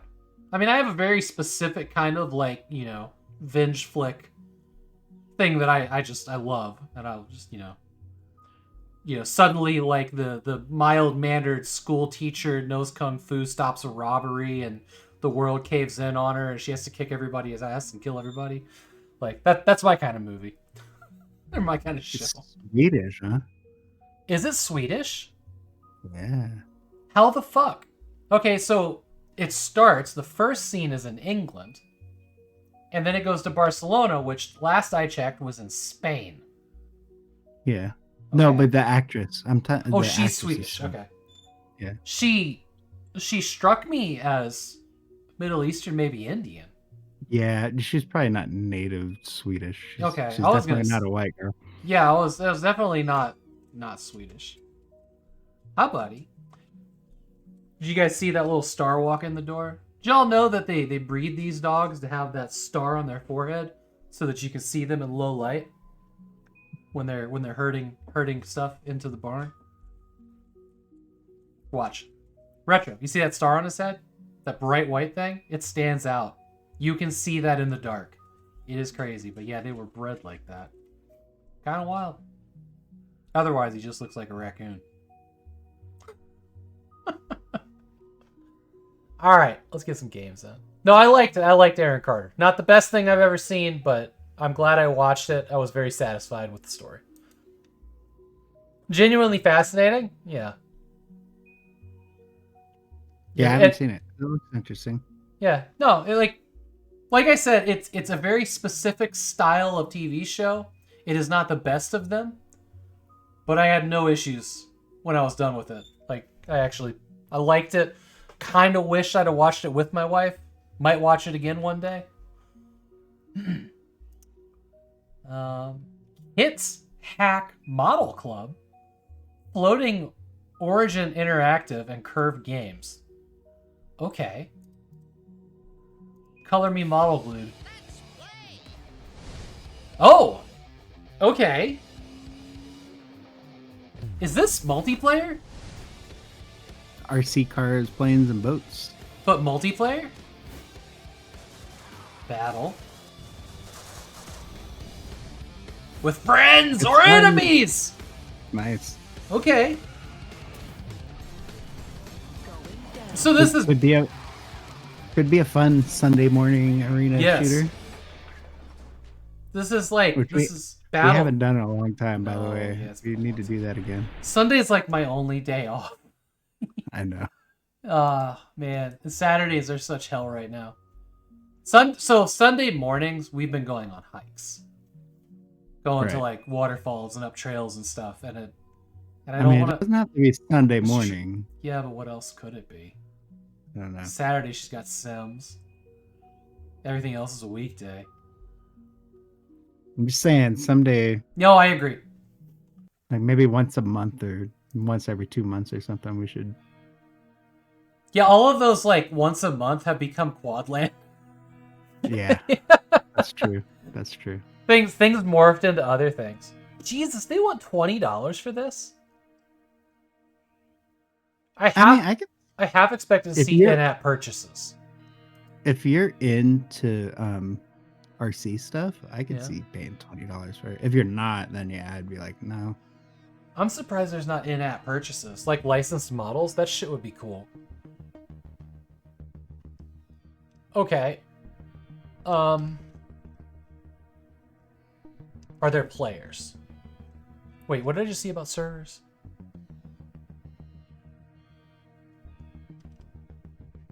Where the hell is TechLink to convince you that we need to do more Sunday morning?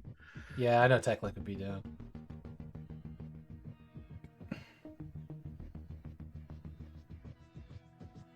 This was by the original creator of the Kerbal Space Program? Oh. Oh, wow. Okay. That would be why there's reviews and people are paying attention to it. Huh. Okay. I mean, Kerbal is fun, but I could never spend enough time to get good at it. I've never played it. I have watched a friend show it to me.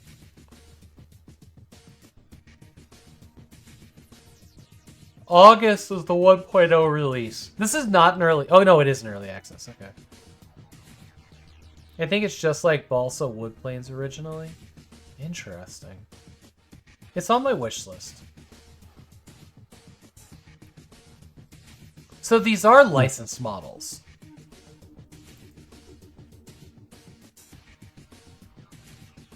Wait, Chaz is saying Kerbal's too realistic? The game was made for Chaz. Chaz Chestermeow, if nobody caught that. He changed his name. I did not change how I said it. Nor will I ever.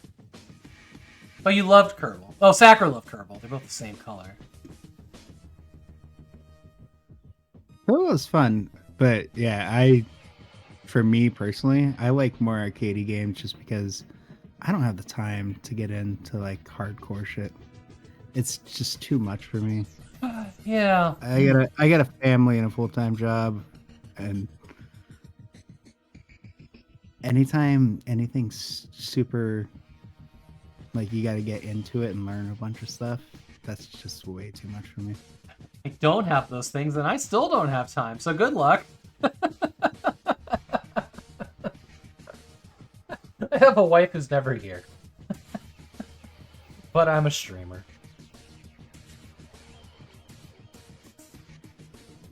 Games Defying Gravity. There's a big sale on Games Defying Gravity. Weirdly, this is listed for... Okay, I guess it is. Interesting. TechLink, I like games that are like 3 hours. That's like my good point. Like if it's a 3-hour game, I'm like, yeah, I'm definitely playing that. This is called Vertical Kingdom, this next game. And it looks like Terraria, but you can only go up.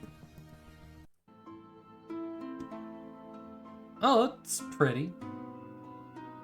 Yo, hang on, we're backing up. Who the fuck approved this design? The one here on the right side. You guys can't see my mouse, but I'm angrily shaking it at it. Where physics would never work? Yeah. I mean, there's floating islands. They can get away with No. towers hanging up. OSHA Inspector. Fire Marshal Dan says no.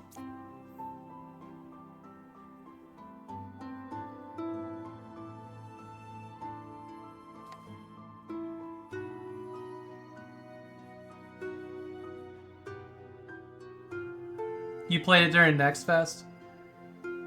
The two FAR games, like Lone Sail, I kind of want to play that.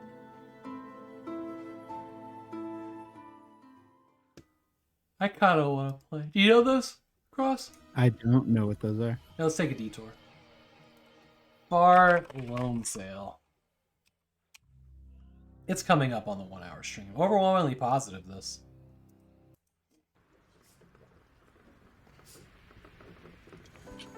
Three-hour game, really? Oh, I think I've seen this. So is it like 3 hours a run, or you can do the whole thing in 3 hours? They did call it far, not long, so.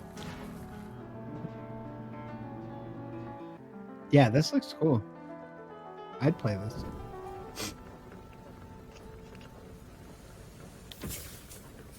You're just trying to get your machine across some kind of wasteland?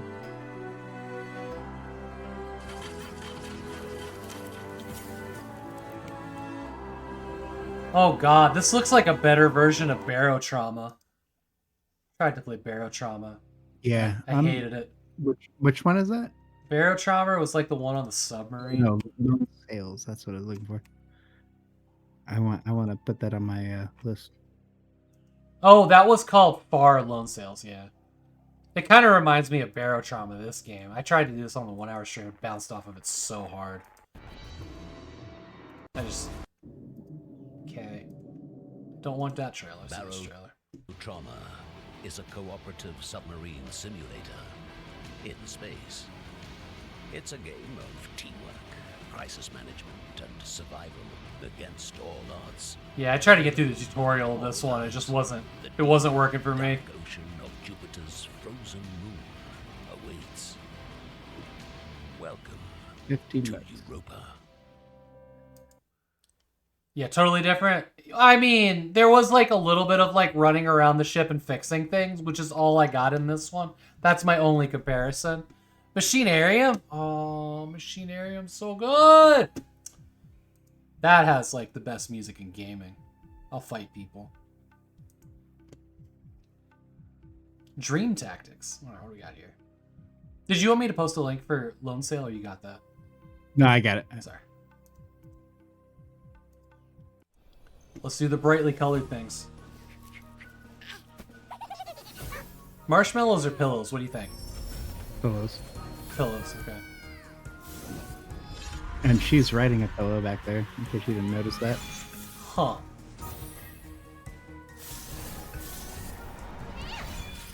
See?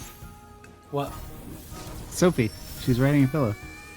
She stabbed a pillow. Why? This is the weirdest pillow fight. I think they misunderstood how pillow fights work.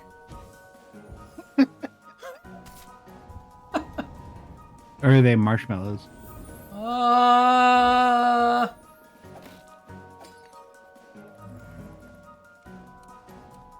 She said, screw this pillow. Who brings a sword to a pillow fight? Yeah. I think they misunderstood that the pillows were the weapons. No, they were the enemies and the horse. And the love interest. And yeah.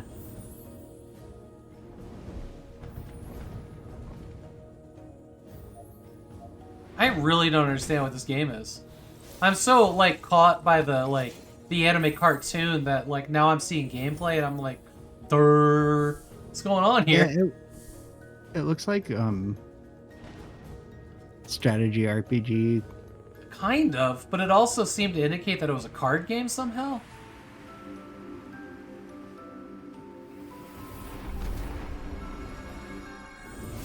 Tactical? Oh yeah, it's tactics game, sure. Mm-hmm. Alright. Of which I am relatively indifferent to. I like some of them. I don't think I'd play that though. Yeah, I'm with Tech Link. I just kind of wanted to watch the movie because it looked ridiculous.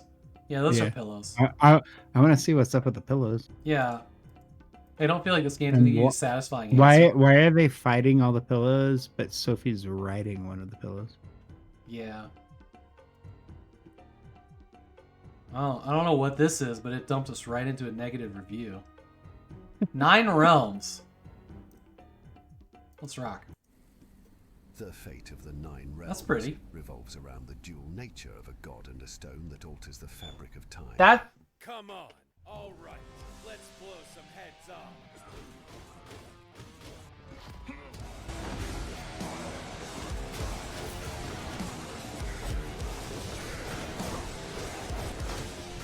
Ah, it's a human sympathizer, Dan Van Dam.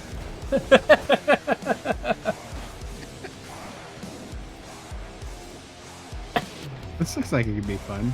Yeah. Sitting back on the couch with a controller. Agreed. It's like Gauntlet or something. Feels Gauntlet-y. Yeah, it's like Gauntlet would have 4 players.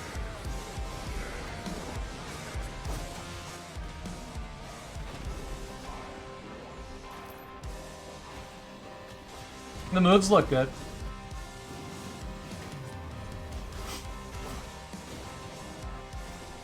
I mean, like an adventure action dungeon crawler game. Yeah, but instead of loot, it's got like cards, which makes me think it might be permadeath. Oh. Hey, shiny boy. I don't see a modeling agency around. What are you doing here? Greetings, sir. Wow, this dialogue. Been in prison here. Sota's daughter fell in love with me, but I rejected her and... And what? I can read it. What's that? It's a good thing we can read it too. Huh. This sometimes Scottish accents are hard to understand. Yeah.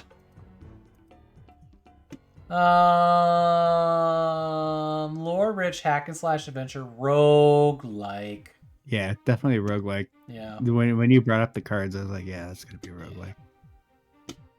It's not. That's actually really cheap. $5.99. Yeah. But I like completing a story. It could be fun. Yeah.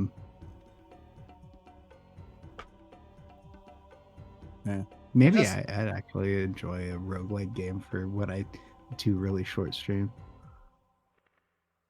I just really hate starting over and then everything's different.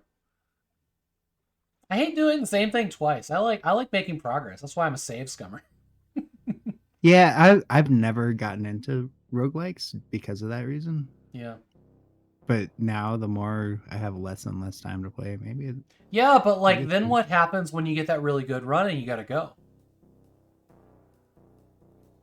Dude, the whole plan you have there folds. That's why I hate it.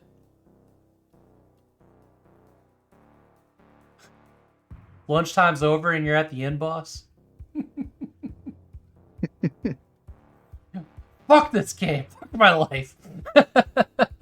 Yeah. We move on to playing Super Mario World or something. All right. Harold Halibut. A lot of 10-10s and Yeah. This is claymation? Cool. Oh, that looks really good. Slow Bros. I've seen that logo before. What else do they make? I don't know. I haven't seen it. Oops.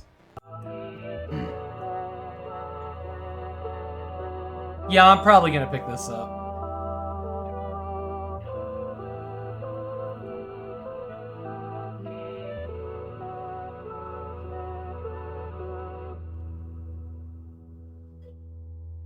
Hey, too quickly. Yeah, yeah. Oh, I'm in. I'm in. How much they want? That's a lot. Can you just add it to your list and then see what else they make? Yeah. Slow Bros. Nothing. Let's look at the publisher. Which is the same thing, but... Nothing. Highest FPS claymation I've ever seen. Was there a demo to this? Yeah, because, like... No, just a soundtrack.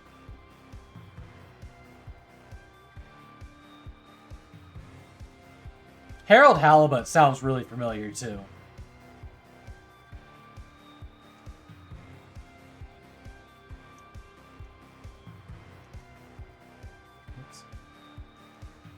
That's cool. I'm gonna get that on sale. That's the kind of game that's gonna come to Humble bundles. For sure. Yeah. Biogun. Let's check this one out. This is brightly colored.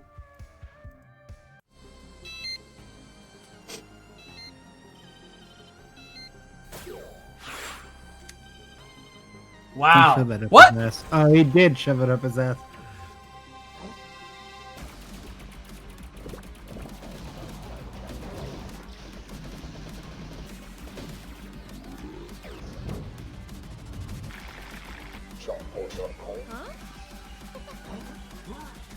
Oh, interesting, Sakura.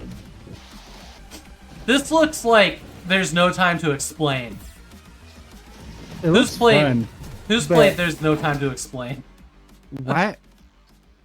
Why did he shove the thing up the dog's butt and then a pig took over, killing everything? I also have questions.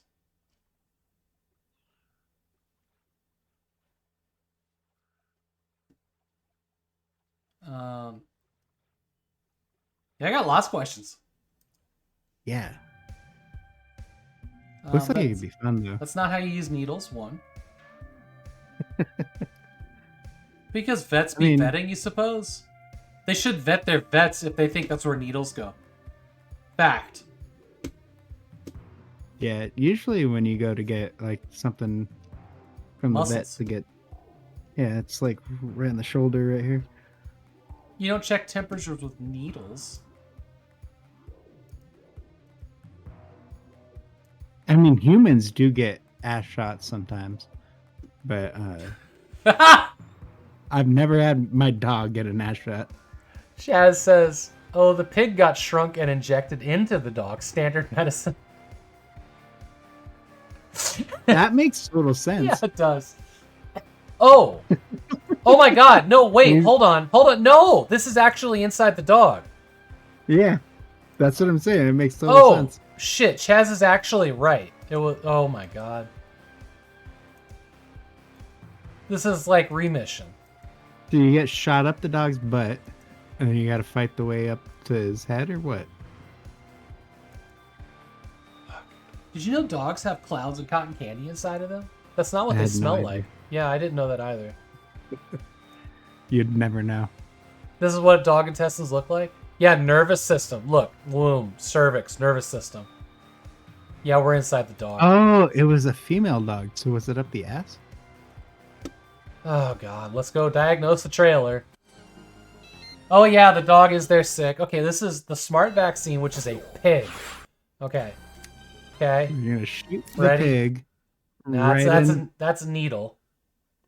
Is And it a that's- needle? That's a needle. Yeah, it's slanted. It's got one. Yeah, that's a needle. And why did it end up in the cervix?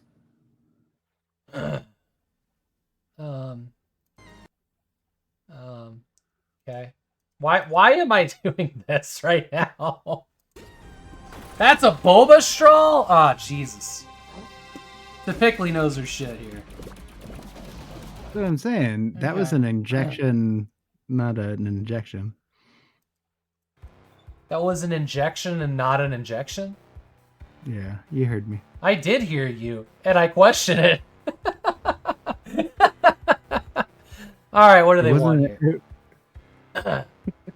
Look, we do not know medicine, but the pig is killing hella bad stuff. Thank you, Dan. The pig meandered. The microscopic pig. Biogun. Get it at your local Steam store. Wait, Biogun. I'm gonna have to play that. He wants to know. All Seacross wants to know is where the first level is. I do. I'll play it for 10 minutes and Yeah. be satisfied. But then refund it. Would be a good Steam I've Deck never, game. Why is I've never refunded a game.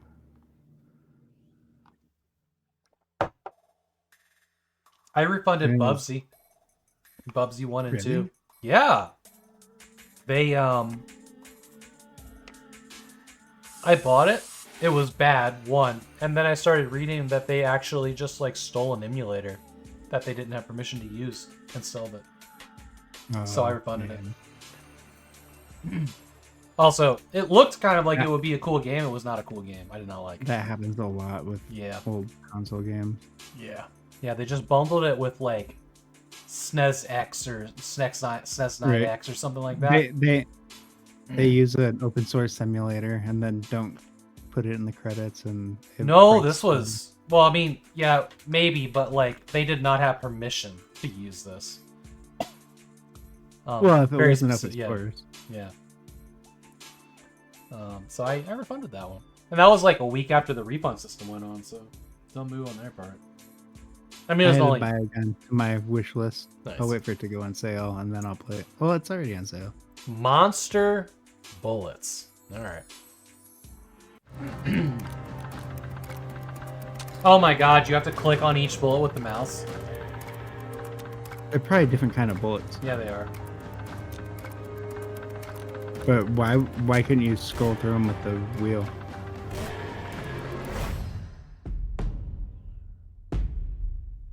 Oh my god, look at this shopkeep. I would never play this game.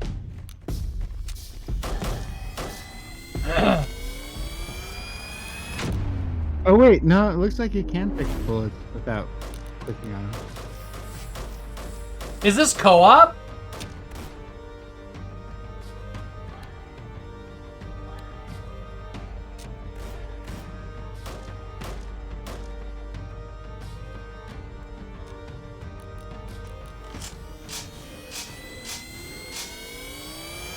Oh, fuck no.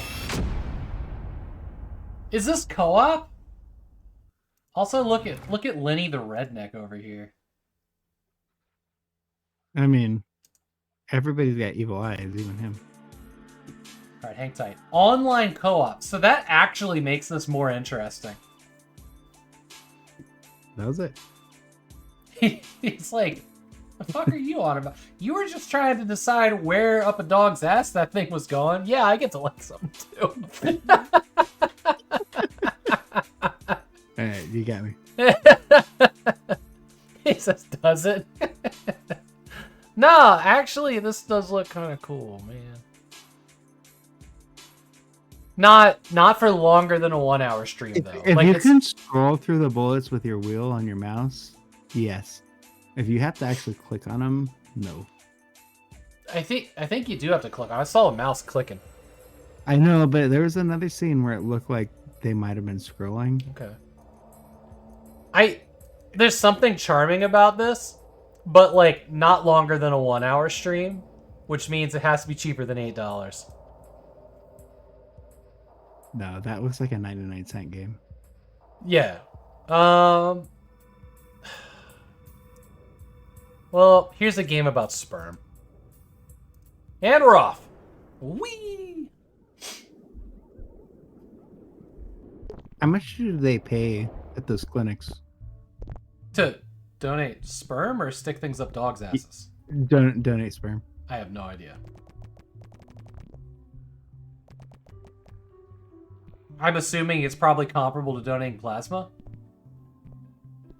Or like $30 or something. I think with plasma, it was like if you do it once, you get $30, but if you do it twice, you get 50 the second time. Like they pay you more if you can make it twice a week, but you can't go more than twice a week. I've never done either. I did plasma. I was desperate for a while.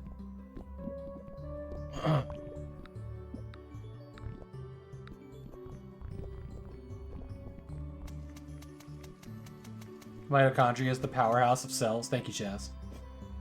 This is a Chaz game right here.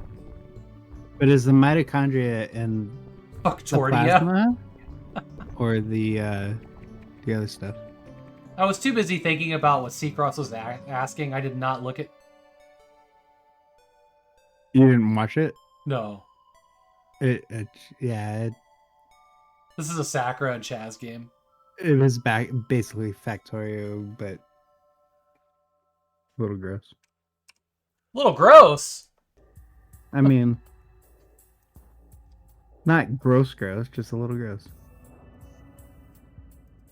It's okay when it's inside a dog, but when it's people, it's off limits to see. I didn't say the dog thing wasn't gross.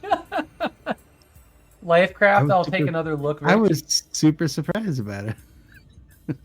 Teasing. How much they want for this? Injected a pig inside of a dog. Yeah, they did. And if you've ever seen a dog eat before, you know there are pigs inside of them. Here's Kill It With Fire 2. So I played the original. Did you? And it was super fun. Yeah. Yeah? I Okay. played it on stream.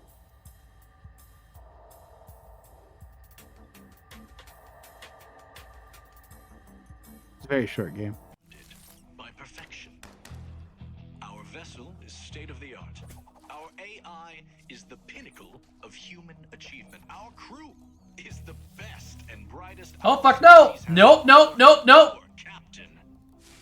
Yeah, if you're arachnophobic, you probably wouldn't want to play this game. I suppose the spiders are out to get us now, though. Because it's all about killing spiders. It's only a matter of time before they find the Vindicator again. Hey, sweetheart. Hi, buddy. Oh, what do you know? Oh. Oh, buddy. You leaving? Okay. Well, Seacross got to see the dog climbing over my shoulder.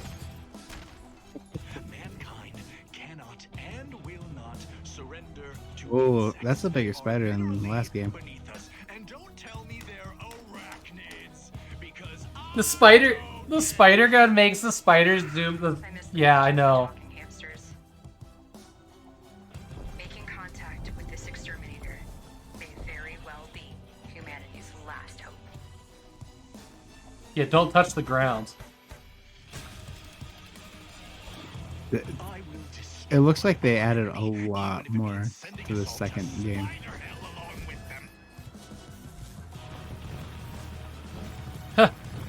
Jesus Yeah, Christ. they added a lot more to the second game. Oh, no! It's an interdimensional war against a race of super spiders for crying out loud.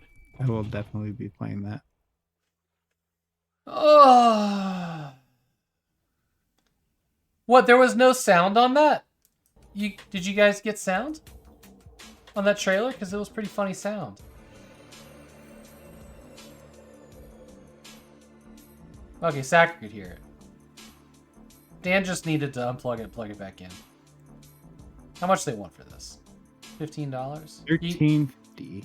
Oh, look, you can get both games here for like $2 more. $1.50 more. I already have the other game. If you clicked on that, you'll actually get it for cheaper, though. Oh, too late. I already bought it. Yeah, if you buy in a bundle and you already own half of the bundle, you do get a better deal. Usually it's like $1 to $3 off. Always watch those. So are these are not co-op then? No. Yes! What? Yes, it is. The original one wasn't. The new one is. Online PvP, online co-op. Well, now I gotta find somebody to kill spiders with me. If I scream like a little girl, will you be my teammate? Sure. But you better scream like a little I will girl. scream like a little girl. Can we hear what that sounds like? No. No, you have to No? earn it. You have to earn it. You gotta show up. You gotta show up day of.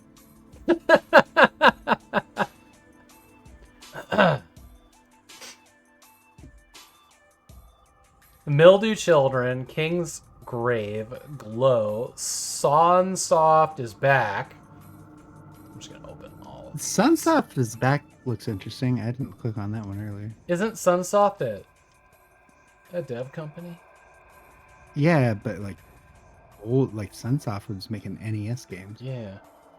Oh, Mildew Children. Didn't we look at a trailer for this, or was there like a prologue or something? This seems familiar. This game looked gorgeous. The village is doomed. But it's not as doomed as this porridge. Oh. Yeah, that porridge is That's right. fucked.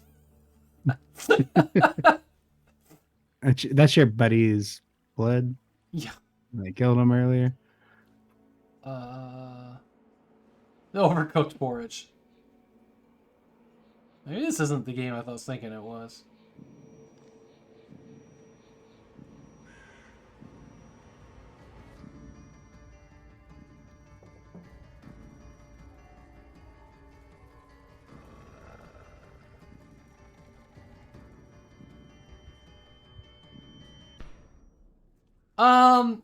Did you die because you failed a conversation? It looked like it. Yeah. And you know what?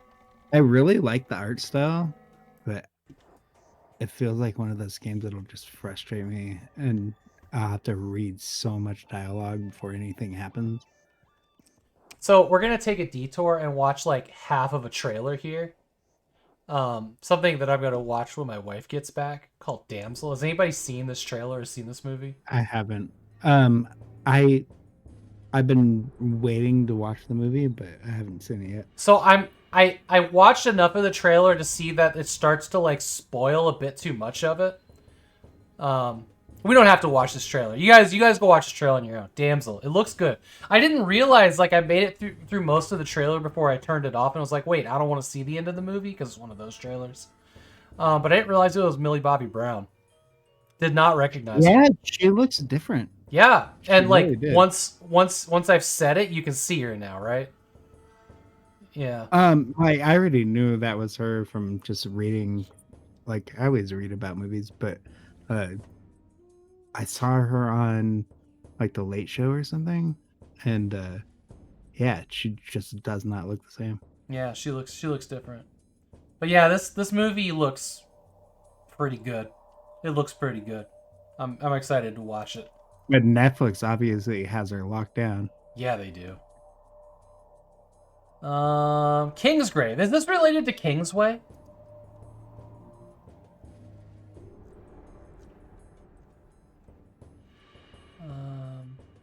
Doesn't seem like it is. Interesting. It's the publisher of I Am Not a Monster and Distrust. Okay, we'll see what it is.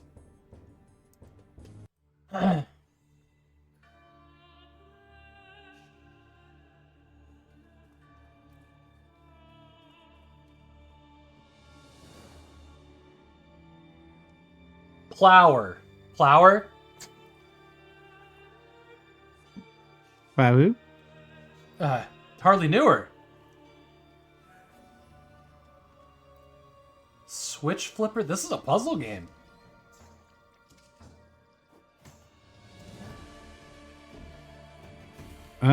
Looks a little bit of a shooter too.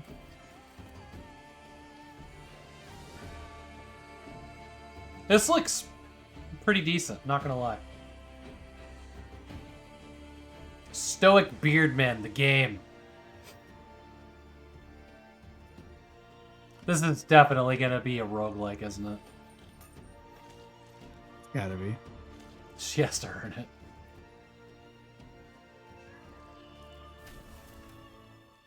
Poof.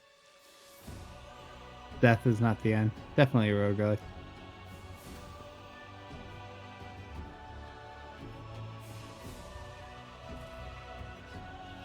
Huh!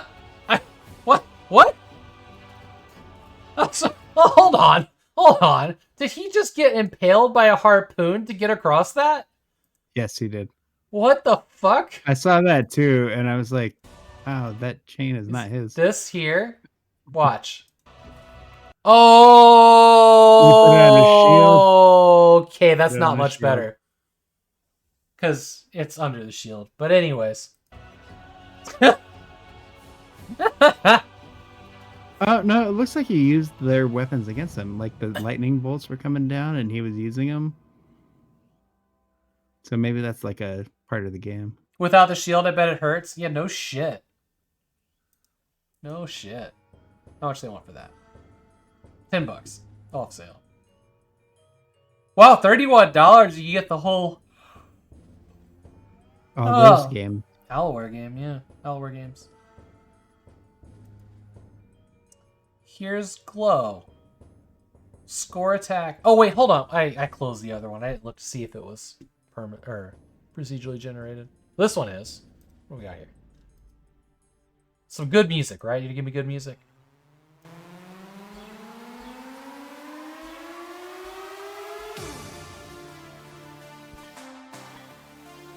Anybody else thinking about Osmos? Oh god, it's a mouse controlled thing. Yeah, I don't like that at all. No, Jesus.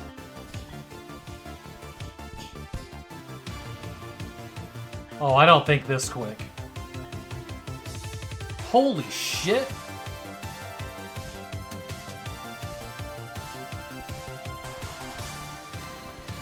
How do you plan for that?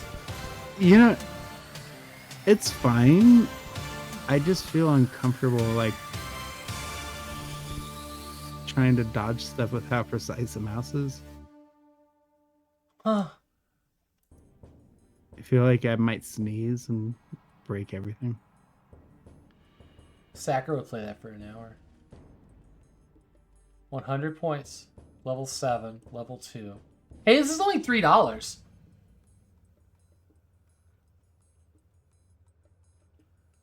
Wish list it. I just followed Sakura to make sure I can watch when Sakura plays it for an Oh hour. yeah, everybody should follow Sacker, and everybody should also follow Seacross. By the way, he does things like he's gonna make me a super awesome Super Nintendo Junior on Sunday, hopefully. Hyped about that. That's the plan. That's the plan. Yeah, when Sakura plays this game for an hour, we're all gonna come watch Sakura. Out of water. Time for a beer. You know, I would play this for 5 minutes.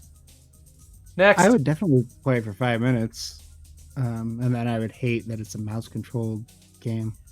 Could you imagine how bad that would be on WASD or controller, though? Well, I think, like, you could, like, design the game around a controller instead of... That game was switching so mouse. fast.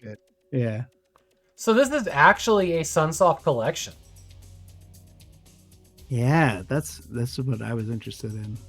Huh.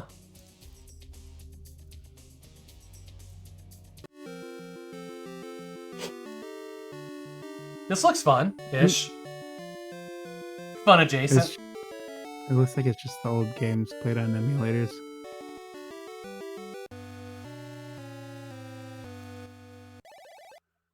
Oh yeah, we should use the mouse wheel to play that game.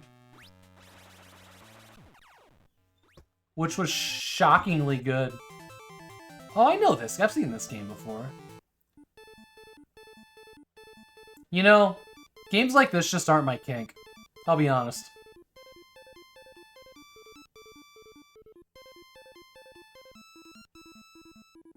Just like constant spawning enemies everywhere. Pushing women around. Did you just get married? The end. You know, all of those games you can just go play on an NES emulator and be done with it. Yeah. Not worth it. Meanwhile, the people that actually made those games don't work for those companies anymore. It's true. And are not making a single dime off of it. You know what I love? Buying a game that hasn't been translated. I love that so much. Meanwhile, there's probably a translation on consolemods.com. What are these cartridges? What system is this?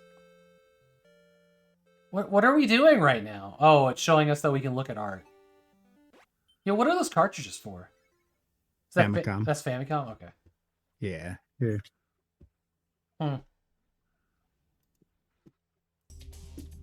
Seacross going to get it. Famicom cartridges. Well, actually, some of these are Russian bootlegs, but most of them are Famicom cartridges. Like Rad Racer. Remember Rad Racer on the NES? This is the Japanese version. I can't remember what that is, but yeah, They're Cool. Famicom cartridges. Oh. Basically, if you open up a NES cartridge, the part that's actually the cartridge is about this big. Yeah. Even though the cartridge is about this big. Yeah. It's the same thing, huh? Yeah. That's cool. I see Dan Van Dam has this Sunsoft in his wish list already. ROM board smaller than the cart. Yeah, yeah. I see that this whole Sunsoft thing is not available in my preferred language at all. English is not supported in this kit. Yeah. You know, if you want to play Sunsoft games, just go download the ROMs off of archive.org. Play in your favorite emulator or your You mean favorite Steam Deck? flashcard or your favorite Mister or your whatever. All right, here's I like games like this. This Yeah? is my jam.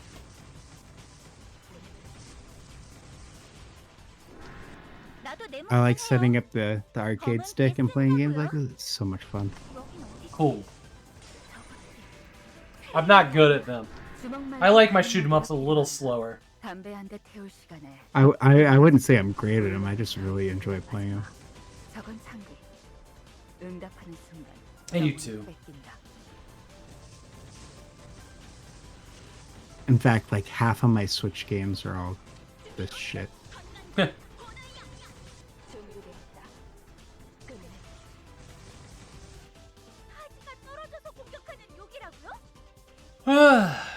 big boobs and everything.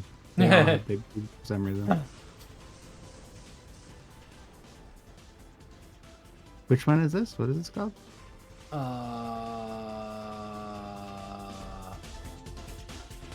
Shikondo. Shikondo. I've never heard of it. It looks decent enough. I'd definitely play it. $15. They want. Seems like that's like a sequel. Shikondo Soul Eater came out in 2017. Shikondo loyalty pack. Oh god, man, that getting up at 5 a.m. and doing 6 miles is. You told me the show is going to be 3 hours. We're pushing 4 right now. Yeah, I know. Well, we talked about news for a while. We had a lot of news. I'm sorry about that. No, you're fine. This is it though. This. Oh, you guys, you can't see the tabs. There are like 9 more. No, it's no problem with me. Last time we did this, I think we did like 5 hours. So the show is significantly shorter than it used to be. Mm-mm. Well, I cut like 8 fucking Fallout stories, so everybody had their 2 cents about Fallout. What is this? This is like kind of Bioshocky. I like it. Go it alone. Yeah, no. I watched. Yeah, it's true. This looks good. Ish. Ish. It's like a steampunk zombie game. Kinda. There's not enough steampunk. Ah, yes. Hold on. We have to do the reload count.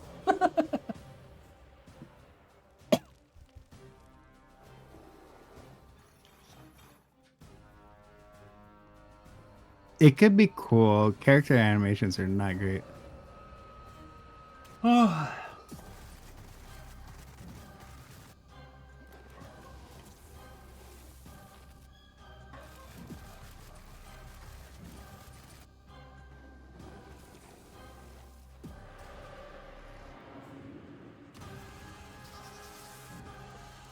These guns are cool though. Yeah, that's what I mean. Like the whole steampunk vibe of the guns and stuff is really cool. But like the enemy animations kind of suck. I think that's the only thing I have bad to say about it. It just feels like a zombie horde shoot 'em all down kind of game. Is this? It's not related. It's fun. To Don't get me wrong. I Sphere, is love it? games like that. Whales Interactive. Like, Oh, Left 4 maybe Dead this one is of my related to favorite Maid of Sker. Same. Yeah, this is. Oh wait, they did a bunch of FMV games, yeah. FMVs. Yeah, I played Late Shift. I've played Late Shift. Yeah. I've played 5 Gates. I played the Complex. So I think this is a spin-off of Maid. I never played Maid. Huh. Okay. So that makes sense. That makes sense.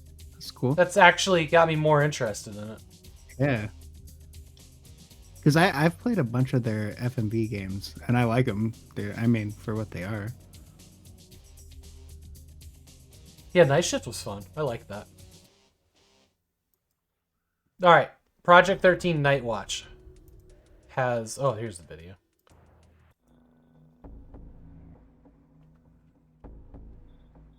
Day bread. Dry bread? Right, dry.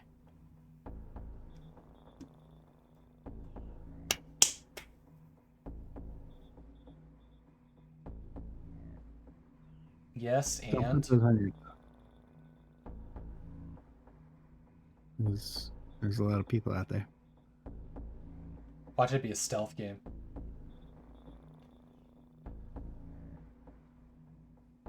Ooh. What the fuck is happening here? No. As long as it's not Daybreak. Oh, that's a monster right there in the middle. See that?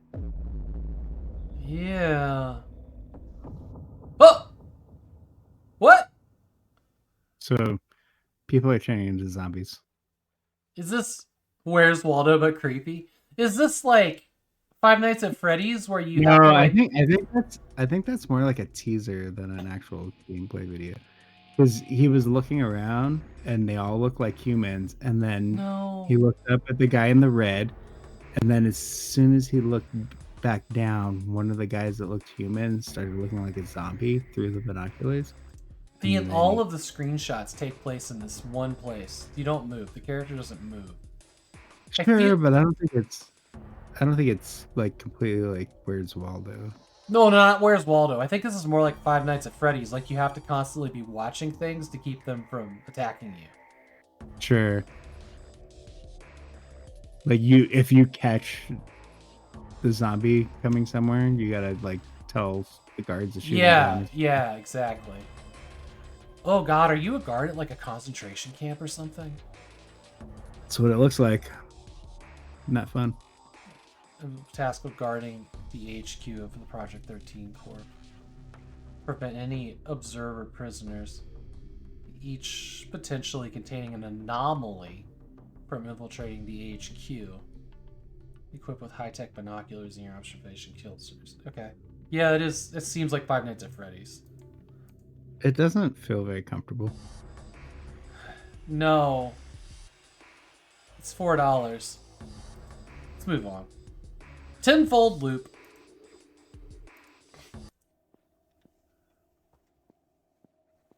Can you turn it up? This one's quiet. Yeah.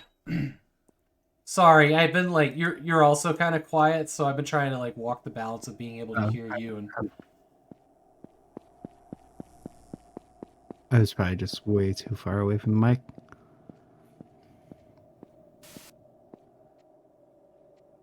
I use that filter in my stream.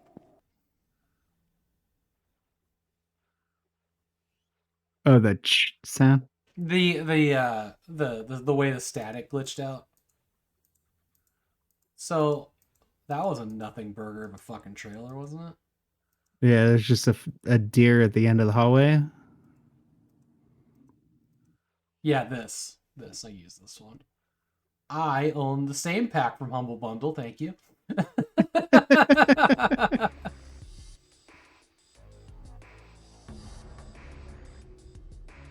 The last game is the third in the series of Project 13 games. Interesting. This is a $3 game.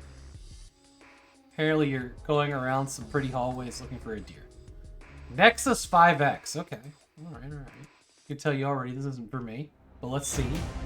Nexus 5X, the fast-paced 4X strategy game that turns game night into fight night. You and me need to work together I mean, are you gonna give me Nexus? I would 'Cause never wanted play to this. service it. Oh God, they let streamers in. Choose your faction and expand your empire across the stars as you battle for control of Not just Nexus, the streamers. galactic throne world. Those kind of streamers. Yeah. Don't do this to me. Making sure you can't get those nebulas. He's going to declare war on me. What, me? Of course he is. He's Kelazan. Ugh, streamers. Research I didn't get that game-changing joke. technologies, develop powerful star fleets, then forge diplomatic alliances. But remember, there can only be one emperor. Isn't there already a game like this? Oh, for God's sake. There's a lot of games like this. Yeah. Well, you Stellaris. could see what was happening. You could have retreated. Oh, the. Oh, well, yes. Actually, wait, hold on. Wasn't there like a Nexus I was- Jupiter incident or something? I was literally thinking of like EVE Online. Like Is if you want to like have epic space battles and also do all kinds of weird cryptocurrency economy bullshit, play EVE Online. That's the game that started it all.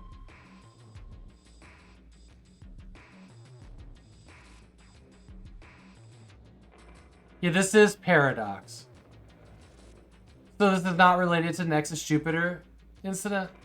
I have, well, I mean, well, if it is, it's not on Steam. I have a copy of that. Space Trash Scammer. I remember a video of that. I've never played that. There's a lot of games called Nexus. Fair. Okay. Highway Gas. Oh, I like the name of this one. Yeah? Okay. Like you couldn't stop. You got to keep going. Oh, it's like Speed, huh? Whee! Oh, wow. It's bad. Yeah. This is a mobile game at best. Yeah. Oh, you can see the touch buttons at the top corner. Superb, somebody said. Oh God, that was that was the animation of failure. $2. That'd be Next. cool if like you keep going faster and faster and faster. You gotta dodge stuff. That would be fun. It didn't look like that's what happened there. Oh. Is this another touching squares? on your No, mobile this is interface? something different.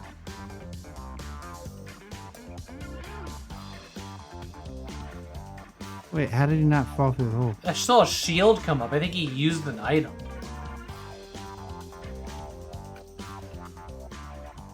Well, you can really fuck yourself over in this game. Endless checkers. That's so weird. That was a really weird one. You It's are weird. not I like don't think I Neoverse. I don't think I like it. You don't think you like it? Yeah. $2. Yeah, what an idea. Jump up champion. I would maybe play it for $2. I don't think I could make it a whole hour in that. I definitely couldn't, but at least they priced it right. What the fuck is this meme? Alright. Trailer time.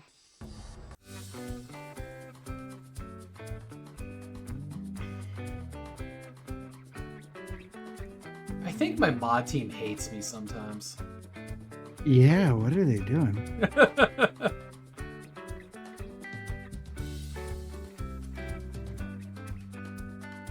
Is this like a YouTuber? Is he the singer of Project 86? Is it Andrew Swab? Wait, that's Free Needles! Who? You don't know Free Needles? Another streamer. Slow week, eh? Right, Tonta? That's Like, 89. that was literally just a Minecraft wannabe game, right? Okay, alright. Let's say it was. Where was the mining? Well, that's why I said wannabe.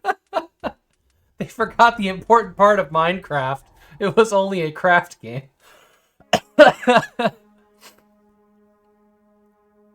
The struggle meal tier stuff. Yeah. Alright, Mirage. A biplane adventure. Okay. Ooh, I played a game like this on Wait. the Xbox, remember? I do know which one you're talking about.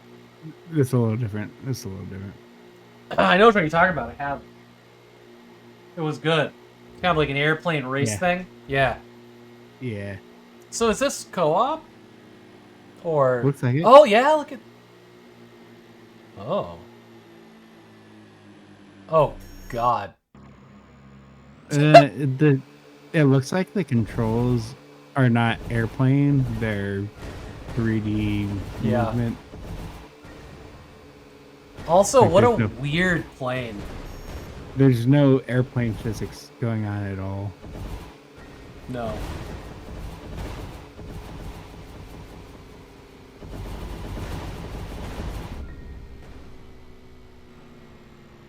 Wow, what a UI.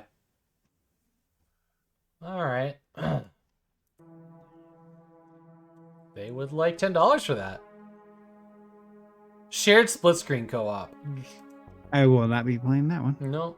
Alright. The Shell, Shell Part Part 2, Purgatorio. Sorry, I interrupted you. What'd you say? No, I was just reading the title with you. There's only 2 left. And we're almost done. My ass is tired. Friday nights are hard. I'm getting pretty tired myself. Innocent Gray. This music is so very 2004. It sounds very generic. I'm pretty sure I've heard this somewhere else.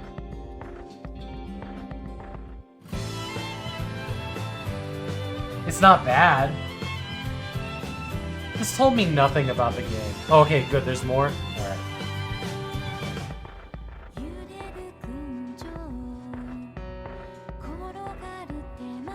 Yeah, you're never gonna understand a Japanese video game. Me? Anybody. Yeah, I'm pretty sure this music came from Tenchu Stealth Assassin. It's I've heard this before. I know I've heard this before.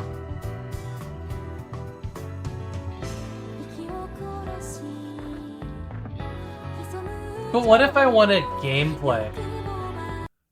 Can I have gameplay? Let's try this one. Here's another song the devs like.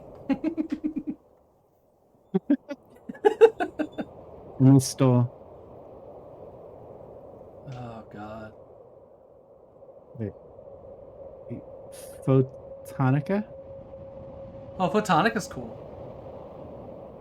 Yeah. Chaz is recommending that to me. Yeah, Photonica's cool. Alright, hang on. But what if there was gameplay? Anything?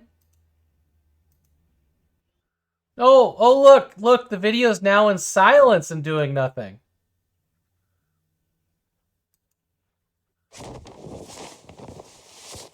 Okay, look. No gameplay. Fuck this game. It's a visual novel, isn't it? Yeah, it's a visual novel. So It's a VN without the V. So that was the gameplay. Yeah. God. All right, last one. Ready, steady, ship. Ooh, okay.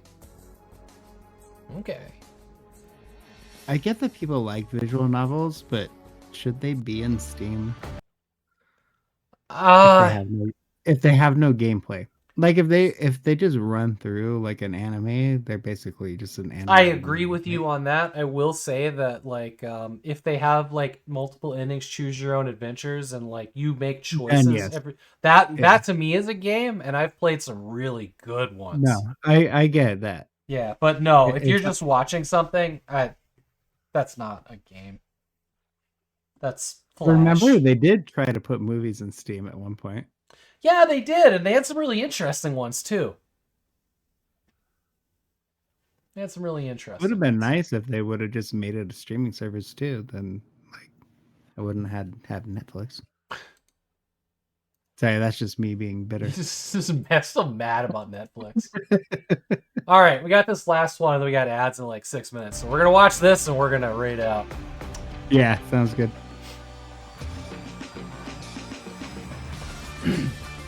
Oh, cool! Look at those boxes go. Let's not get into walking simulators. Walking simulators are plenty interactive.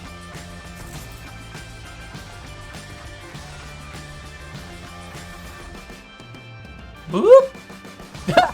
Nice. This is. I would love to watch somebody play this. It reminds me of like something like Overcooked or what's the one where you're packing up people's houses or whatever. I think it's just called packing. Oh no, Yeah. I know which one you're talking. I can't remember the name, but I know what you're talking about. The one where you're trying not to break things. Yeah. All right, ladies and gentlemen, that's the show. Oh, Overcooked 2. Yeah. With all the co-op. That- It's super fun. That Kiwi postal service game. Yeah. Yeah, where you play as the Kiwis and you're trying to get mail stamped and stuff. Mm-hmm. Moving Sim or something. Yeah, Moving Day? I can't remember. Yeah, I think that might be it. Moving Day or moving or packing or something like that. Moving out. Moving out? Okay. Alright, let's see. Let's see who needs a raid out here. My eyes. Hurts so bad. I'm with you there. Hey, my pleasure, Team Wildwood. Yeah, I'm ready. It's been super fun though. Thanks for having Yeah, me. yeah. Thank you so much for being here. And your next stream? When's your next stream other than the one that might be happening on Sunday? I never plan streams except for the one that might be happening Sunday. But usually it's like Tuesday or Thursday. I'll do a couple hours. I'm not a big streamer. I try to stream when I can, but yeah, it's never a huge scheduled thing. But on Sunday, I think 4 o'clock Mountain Time, 3 o'clock Pacific. Sorry, I did not mean to interrupt. I just figured out who we were going to raid. Sparky Pilot is playing Raptor, Call of the Shadow, and DOS. Nice. And that's a big hell yes, I think, from all of us. No, it sounds great. So yeah, tomorrow, my plan tomorrow, it's like I went for a hard hike today. I went 6 miles today. And if my back feels good when I wake up, we're going to be over here at this table working on that Windows XP machine. If not tomorrow, if I just decide to be, heat pack in bed and watch movies all day, that's okay. Then it'll be Sunday morning. But hopefully, on Sunday evening, Seacross will be working on the Super Nintendo Junior, so that we can get that thing all modded up and fixed up. And I'm hyped about that. I'm so excited. I'll post something in your Discord tomorrow. I'll make sure I have everything set up, and I should know better by then. But that is the plan for the weekend. Monday's probably gonna be good to go for at least the demo disc gauntlet. But my wife's flight is getting back in the evening, so I want to make sure I'm able to go pick her up from the airport and stuff. But yeah, love you guys. Thanks for hanging out with me and Seacross. Seacross, we'll have you back on again, I'm sure. This is actually your second time on the show. Yeah, it's good. I would like to be here. All right, let's go hang out with Sparky Pilot and/or go to sleep. Good night, everybody. See ya. All right, we, sir, are off.